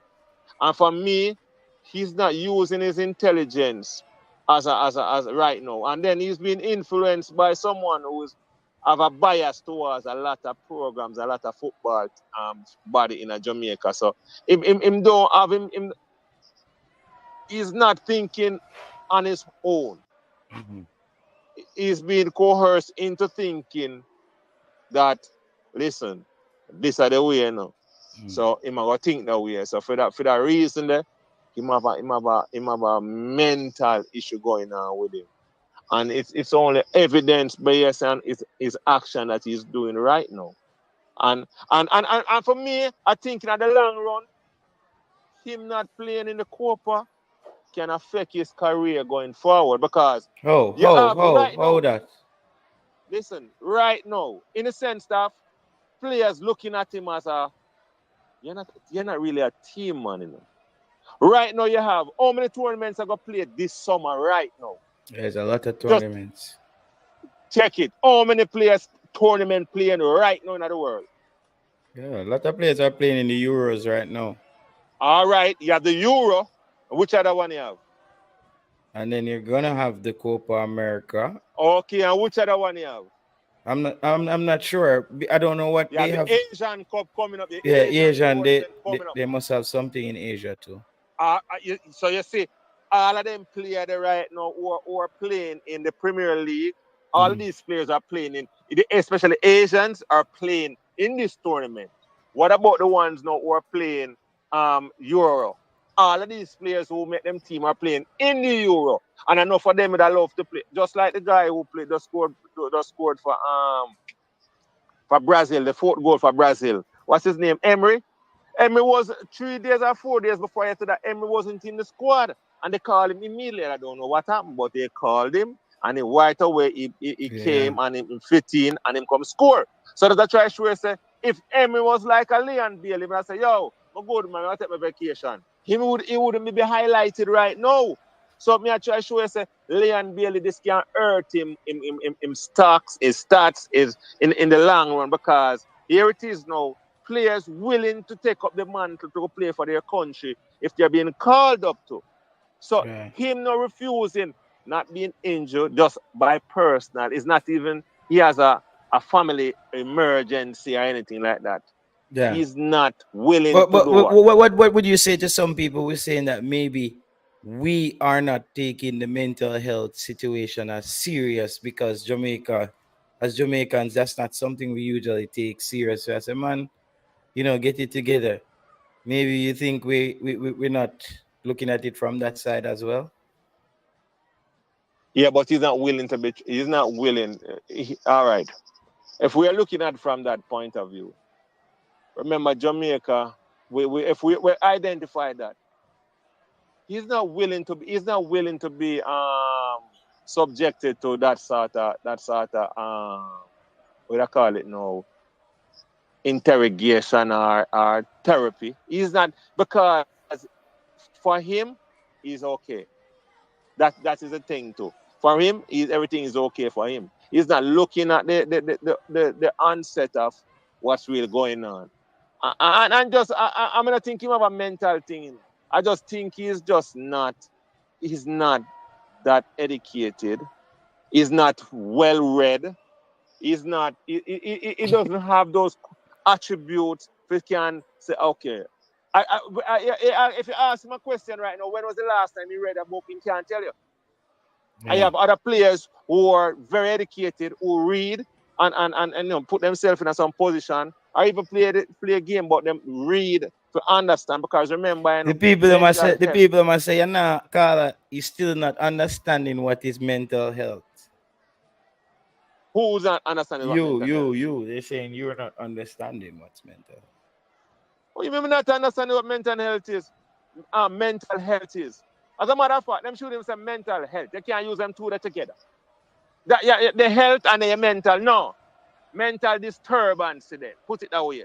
Mental disturbance. Yeah, your mental health has been disturbed. You say me answer, okay, no. No, are you? Your mental health has been disturbed. So I call it mental disturbance. Okay. Yeah. I might phrase that, quote unquote. Coin that, mental disturbance.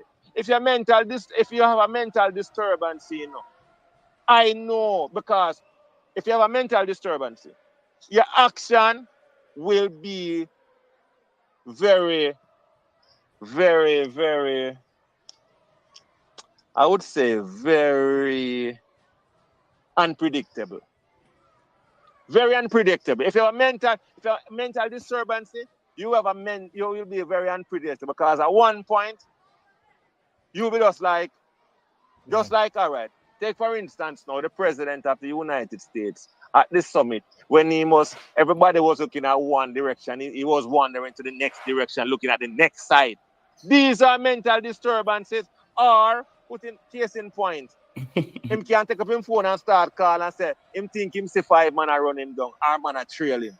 Or at the same time, that's like paranoia, man. No, and it's a mental disturbance. You know what I say? You can't say, to me, his mental health is disturbed. So we can't use the health in a this sort of discussion. For me, my opinion, everybody can else, because I think them use them two words too fluent and frequent without even taking stocks or what they must say. You know what I say? So it's a mental disturbance. And for me now, he is not mentally disturbed, because if you go keep party and you can talk about certain things, you know what you're talking about. Mental disturbance people talk some things like, you hear me?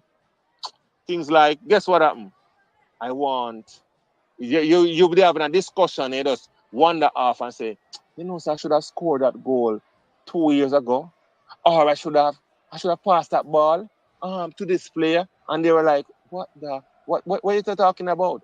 These are things that we're not seeing, that with Leon Bailey. Leon Bailey is talking No, about but there are keeping different apart. levels. No, there are more silent levels of mental health, though. And you have to keep that into consideration. Silent in what sense? But he's very Meaning the vocal.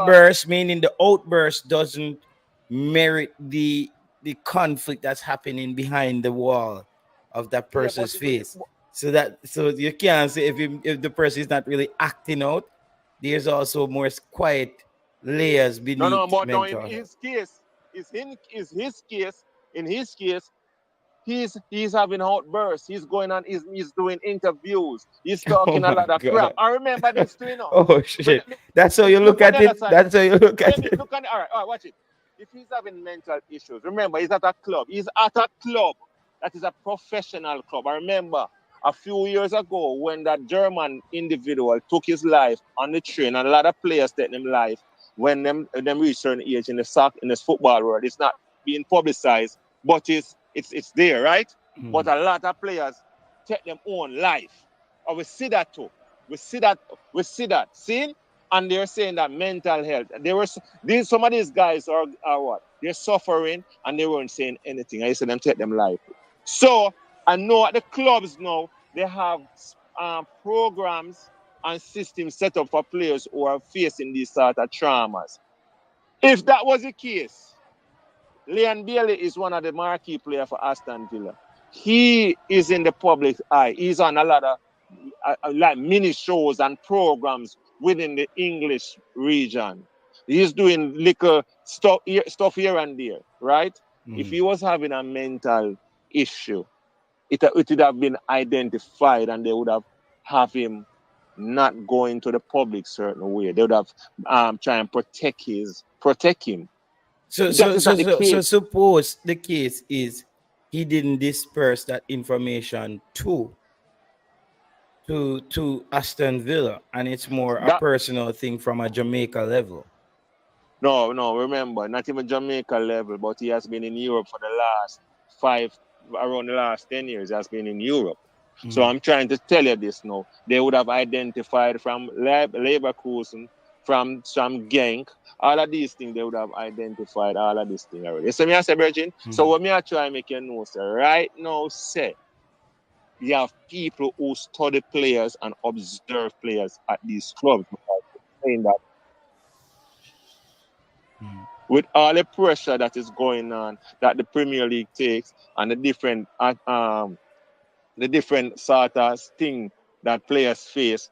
Remember, players are faced with racism. Players are faced with a lot of stuff. So you have the system set up where they have to be observing players. Whether or not a player is not playing good, they have to find it. So why when we try to show you now, we go deeper than even just by a player's own mouth. We come out and mouth, they can realize it. It go back to one thing for me. He is not intelligent enough. And if he was intelligent, he would have known that playing for Jamaica is not just playing. It's a national pride. It's showing patriotism to your country. It's showing the next young youth where I look upon you say you can't come play for Jamaica, you know. It's showing the next young girl say you can't come play for Jamaica, you know. It's showing your son or your daughter say my daddy represents Jamaica, you know. Having a discussion, my daddy was this for Jamaica, my daddy. So him not go beyond those sort of discussion. He's missing the true impact. The true impact is missing. It's missing, and because of its own selfishness, and think that Jamaica is really we have all right. No country in the world. Some country in the world where the government is 100% right. None. And sometimes you have two-party system. You hear one party come out. The economy is this and the economy bad. While the party who is in power, for them the economy is doing perfect. But yet still the party who is coming in is complaining about the economy. While the economy is doing excellent, growth is there, it is shown evident, but yet still they have to have a language to say, listen, the economy now run good. And I say to myself, say, then the economy not rude. You got tell people say the economy not functioning and we need this and we need that. But yet still here it is not saying that we country is having an X amount of growth and all of this thing. But yet still you're going to come and say, yo, the country is not doing well. And this is the same thing we can mirror with all and be look and stuff, brother. It's just mad. It's just mad, brother. Yeah. And for me, you see any end in sight with Leon Bailey and Craig and the JFF, though? You know, the only end we see in sight is that him decides him start come play for Jamaica. Okay, if not, when Jamaica turn against you, just like an artist, Leon Bailey put himself in a position now. He want to carry that same allure of an artist, a big artist in Jamaica. But remember when Jamaica people go and say, yo, we're done with you, you know, and park here, you know, next one up, you know. At the same treat them our game, you know. Brother, you're not sure we say you're a real Jamaican. So guess what?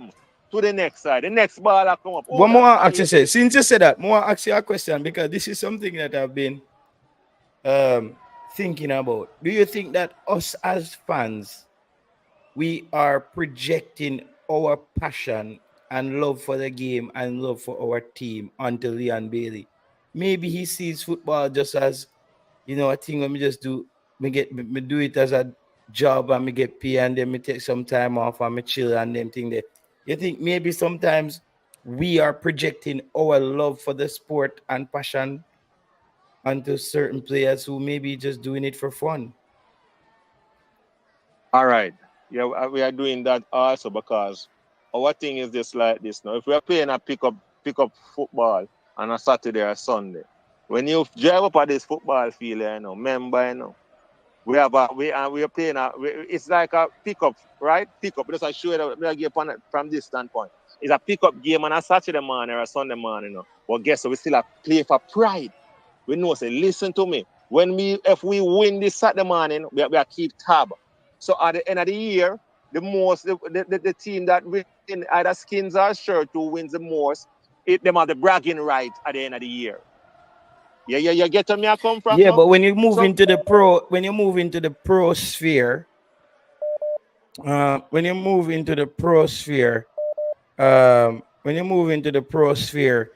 it's a little bit different. You're thinking about taking care. We're not finished. Yeah. No, we're not finished. No, we're not.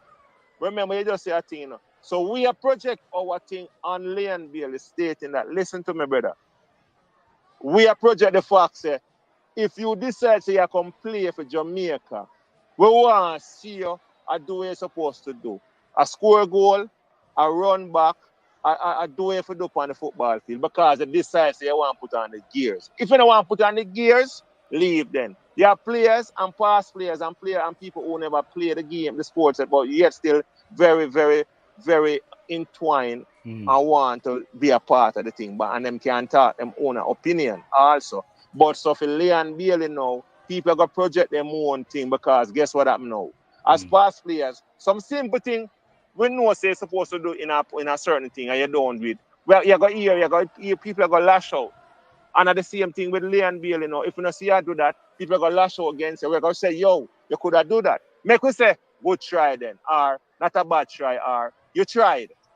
But nah, that is the whole point. We want to be the one saying, yo, him represent, you know, him represent. He represents. This is what I talk about, brother. See? Yeah. But yeah, so maybe as what we're saying is because I think this is a point where Craig Butler always come from as well, and it's kind of hard to really tackle him on that. You know, he's managing a professional athlete who is basically the breadwinner at the club level. So he's basically saying I have to limit. He's saying that I have to limit basically how Leon Bailey operates at the international level. And this is madness. Mm-hmm. This is madness to me. That is very madness. He's treating Leon Bailey. You all right.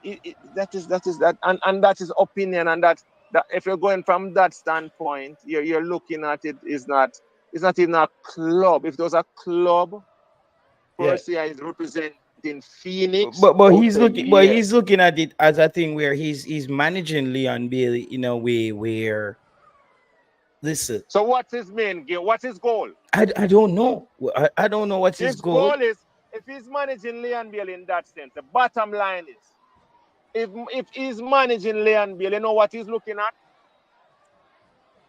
Basically, if Leon Bailey get injured, his money, his recoup, his profit, there won't be any income from Leon Bailey's ability or work. So Leon Bailey is like a outsourced member that he has sent out, and then he's collecting. And if he's not performing, he can't get paid. So if that's where it's coming from, by controlling his player, but like, listen, if you go yourself and get injured, you know, I know, so I not get the money, you might get a career-ending injury. You know, that means that if you get that injury, you will go up. Me now can collect the money for you in a long one. Me need to protect you. So that's what he's doing, which nothing wrong with that, because that is his opinion, that is his investment. But what him now look for now is the fact that he's bringing down the stock. The more tournament you play, and your stock go rise up. And this is the next thing we are looking at. If Leon Bailey think Aston Villa is where the buck stops, fine. But if he has interest to play for like a Real Madrid, a Barcelona, a Chelsea, a Man United, a Man City, he has to be playing in some tournament where great players, good players, and coaches are looking at these tournaments for players who are performing. Case in point, the youth named Alex from where we usually play for I think Paraguay. Paraguay? Alex, man, he's at Alexia Sanchez. Yeah. It's a Okay, Sanchez. Chile. Sorry, yeah. So Sanchez, where did we see Sanchez? It's a tournament at the same Copa America. Sanchez came out, and the whole world was like, yo, where this guy was.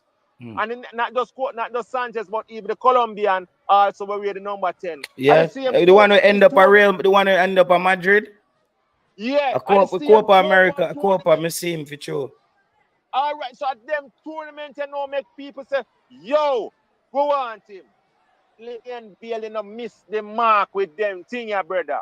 Leon Bailey missed the mark, and when you miss the mark also. You're thinking like, that's where the buck stops at Aston Villa. If that's where the buck's fine, but if he was thinking to go further with his career to playing for some of the major top clubs in the world that is getting every 2-3 years them win a cup, or every other year them win a cup, and you don't project yourself to go to these clubs, then fine. But if you do, you should be playing in the Copa. You should be playing all of the tournament that is geared towards putting you in that position to play for better clubs. You should be doing that, brother.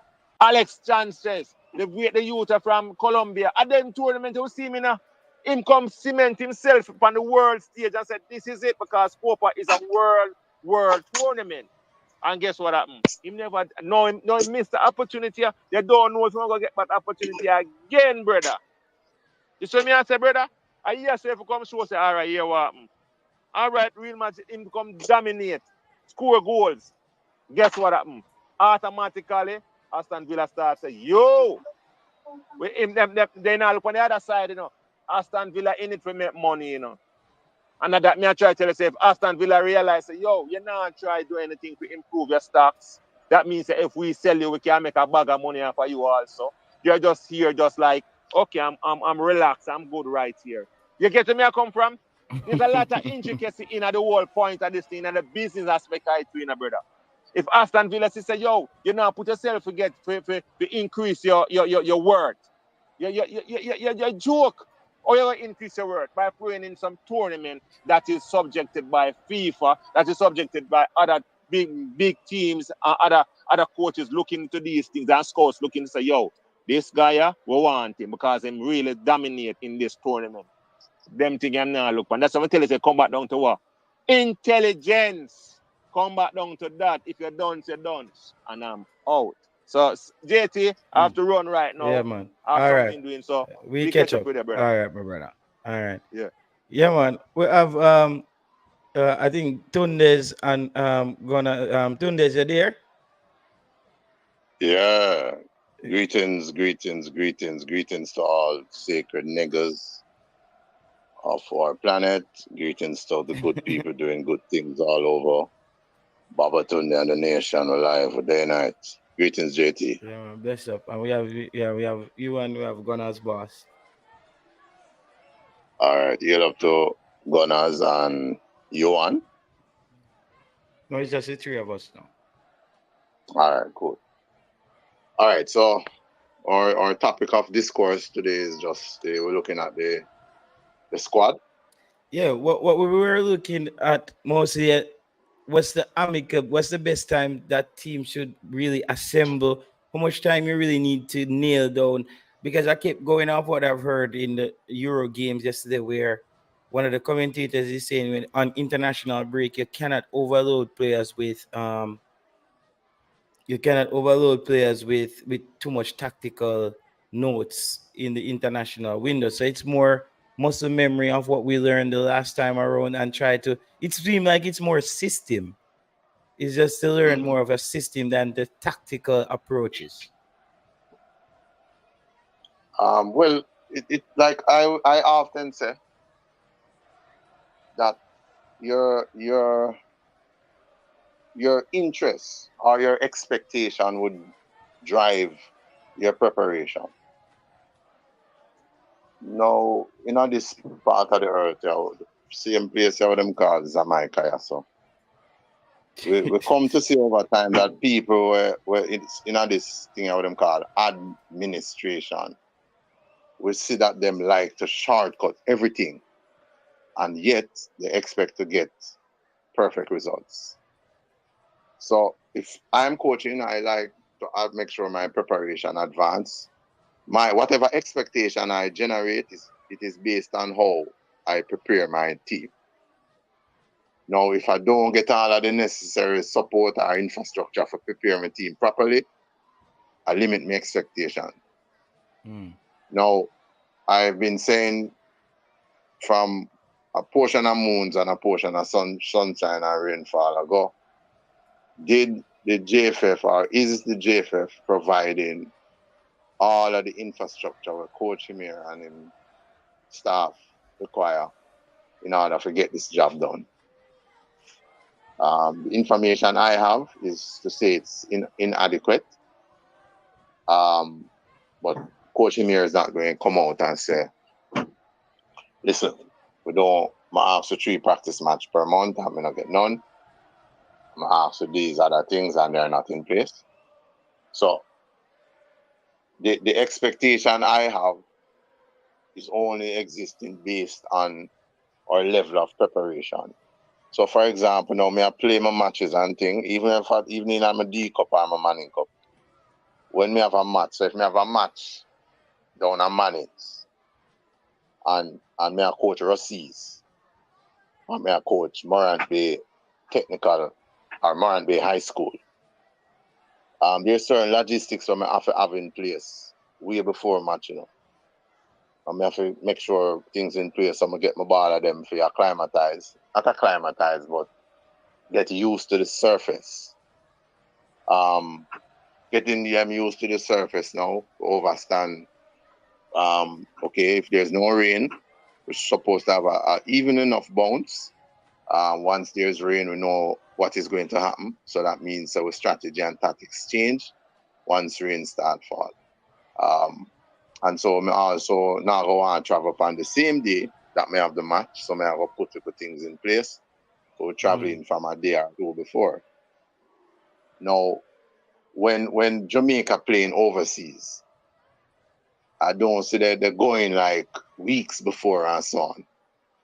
And if you ask the coaches, they'll tell you the first answer they'll give you is that they asked for these things, but the administration didn't put them in place. So if you are coming up against a big team, so to speak, in this case, we are going to face Mexico. our preparation must be above the opponent, you know. We can't prepare less than the opponent and yet go out there with the expected result to win. Nope. And as we drum up with support, putting behind the Reggae Kings, audience, viewers and listeners, these are some of the things that must be in our brain, and we start ask the questions of the people them in a JFF to make sure that everything in place. Over to you, sir.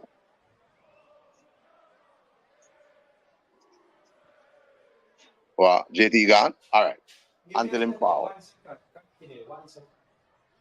Cool. Until him forward now, this is how you approach your preparation. I've been saying, and again, we say what we say and what we know, and where is factual.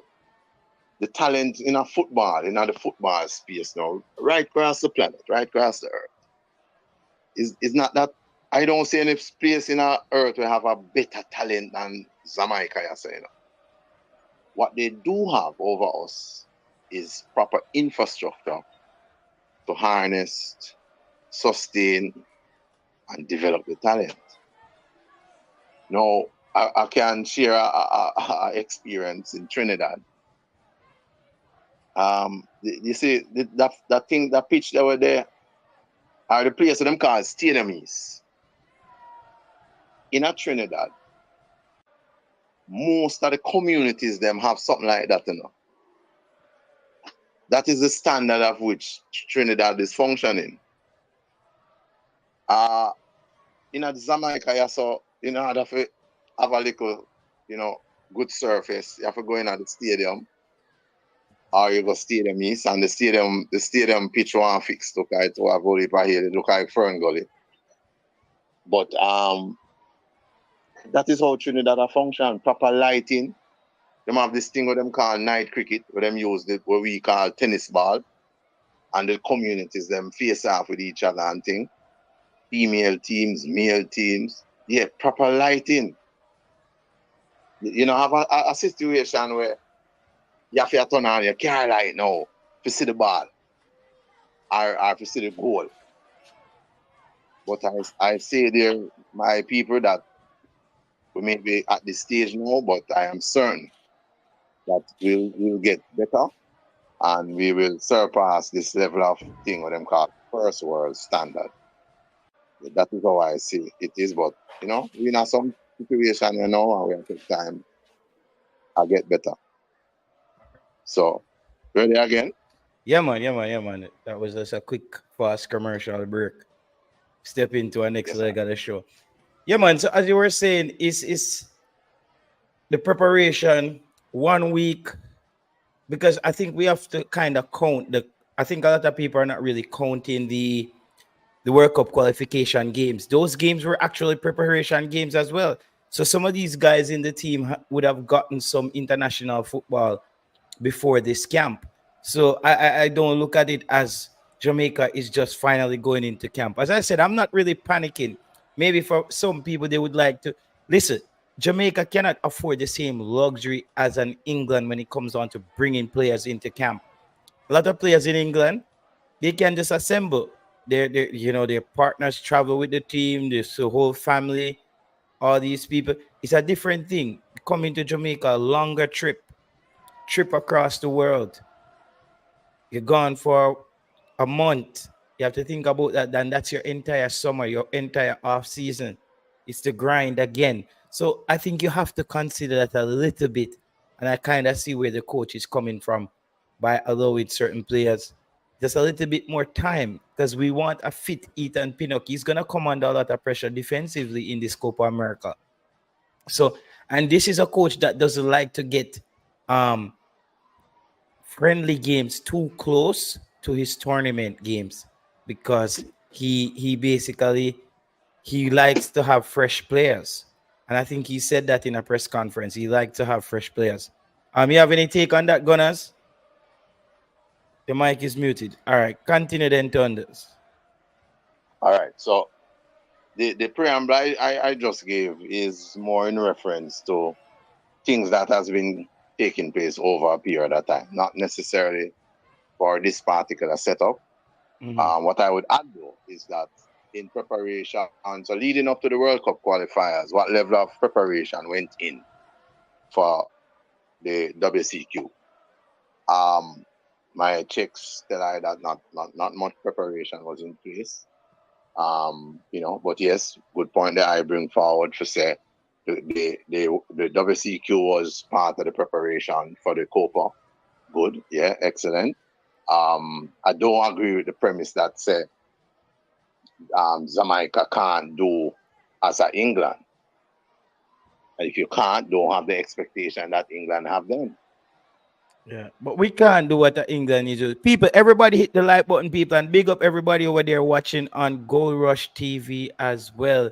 Big up everybody. Big up Bomb Sports TV. That's people go check out Bomb Sports TV. I think that's Brian Mightin or Man of Steel. I don't know if it's gonna be cricket or football or all of the above, but I think he just launched his channel. So go and check it out. People, as you know, people. So we're also streaming to Gold Rush TV live as well. People, big up everybody over there on Go Rush TV. Hit the like button. Thank you for joining us. And we're gonna get that one up as well, because we have future plans how we're gonna operate in the space and in the media realm going forward. So bless up everybody. Yeah, and finally, people, we got the 3K subs today. And big up everybody on Gold Rush TV. We're up to 100 subs over there on Gold Rush. We're gonna build that one as well. Let's get up to that one and big up Ballroom as well. Ballroom TV. We're streaming over there on Ballroom as well. So big up everybody. We are check out Sports Prophecy, Go Rush, Ballroom, the whole TSM Sports Group. Everybody in the comment section. As I said, people, I look at this Jamaica team and I think we are at another test. We have another exam again. This is another exam. We lost to the United States in a right around going into penalties.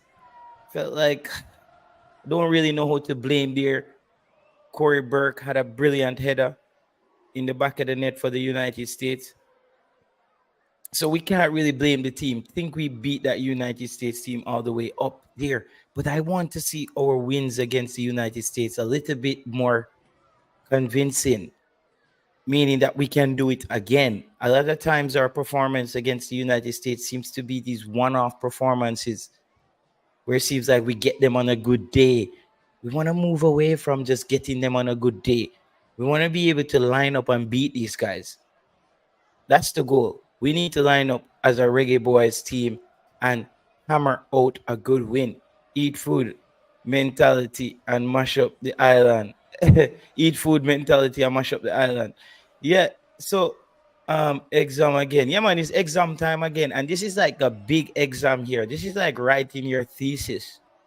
What would we say the World Cup is, if we're gonna put it in educational realm? This is it. Let's say this is writing your thesis for your bachelor's. World Cup would have been for your PhD or your doctorate. You see me I say? So no, Jamaica needs to get it right here in this exam, which is Copa America. I don't expect Jamaica to just go in there and smash people, but I expect us to be more competitive than the last time, as though we had a good head coach and a team playing to get well together. And now here we have a better team and maybe a head coach that's, we don't know if he's as good as the last head coach, but I still think we have a good chance. I know, well, we don't have a midfield. I think that problem is going to come up again. I think that's where probably a bulk of our frustration is going to come from as fans, is Jamaica not having a midfield in that tournament. All right. So Coach Himir, I see him having his things all worked out.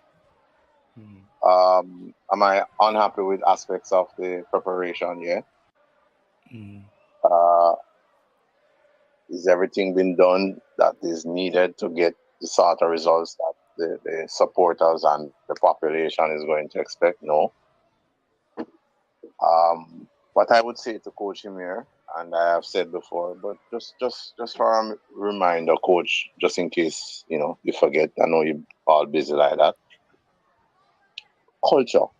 So wherever I go to take up a job for coaching, or even in other fields, part of my first task is to study and understand the culture,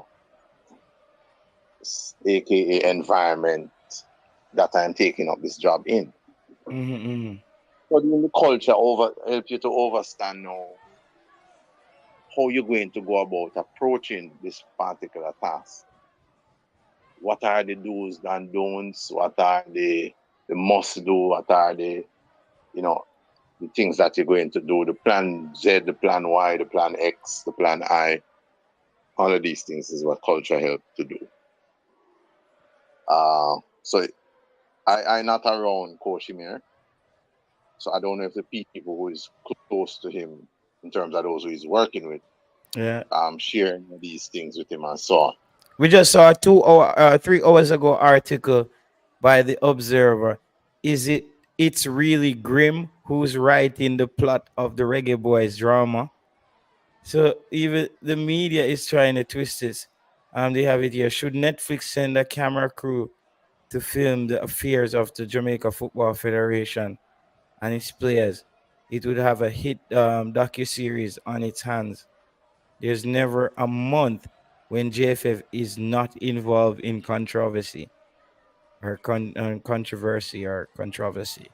And June has been no different. June has been no different. Yeah. So inside in that article, one need to question, the writer, and then, if these things are fact. And people sometimes make light of the issue in terms of how they respond. So, like here, we know seeing that the writer is now getting into the comedy field by saying Netflix need to be there. No, but I've heard a number of people say that Netflix should get involved in this Jamaica thing. I think our talent is so rich that we have sufficient competent individuals in the videography and photography field. I know Two Locks and Curly Locks would do excellent at maybe writing script and video and all of these things. Two Locks and Curly Locks, the voice box, and cool. So I don't know if we have to always go for foreigners to view our talent and put it together and produce it. Now, Mr. the President of the JFF, after the election, did make some comments that it is gonna be better. He's not looking in the rear view mirror. He's moving straight ahead. I wouldn't make a comment of that sort, because life always shows anytime you start to forget where you're coming from, you're going to lose focus. So I rear view mirror for clean and clear. You can't have no smear on it or no fog or no. It have to just clear all the time. Because we have to check in it occasionally. Because that occasional check there will ensure that I keep on the path and I know what is happening. Okay. You are guided by the past going into the present. Over to you. Yeah, man. All right, people. So there we go. There you have it, people. We're on the 3 hour mark. And we had a really good show, people. We had a really good show today. We got to chop it up. We got to talk some football. We just give a shout out to everybody who passed through. Cataract is forwarding back again. Okay. All right. 1 second. Cataract, I don't know. Are you out on the road? Because I was just... I'm out on the road. Yeah, you don't seem like you're at a place where you could carry on with the show. So, I'm in a vehicle. What? I was giving you my squad. Yeah. What did you come up with your squad? Possible starting 11. We went over that. I was actually talking to Baba Tunde on the line here. Oh, I didn't hear it. I just came in because where I was before wasn't appropriate. Okay. You still want to give your squad? No, my thing is very quick. I would actually start Shaquan Davis in goal, but I don't think that is what to be done. I think Jamali Wade had a very poor game against Dominica. I would start 3 at the back. I believe 3 at the back will start. Deshaun Bernard, Ethan Pinnock, and the toss-up between Joel Latibadair and Michael Hector. I'm not sure of the fitness of Joel Latibadair, but I would go with Joel for now, pending fitness. Right back next to Lembekisi, left back Greg Lay. Left back being an Achilles heel because I don't think Greg Lay is on the same level as Amari Bell. That's my 5, 3 at the back and 2 wing backs. And in the middle of the park, I see Damian Lowe, Casey Palmer. Not Casey Palmer. I see Damian Lowe, K-Roy Anderson, and Bobby Reid would be my midfield trio. And up front, it would be Demarai Gray and Michael Antonio. 5-3-2.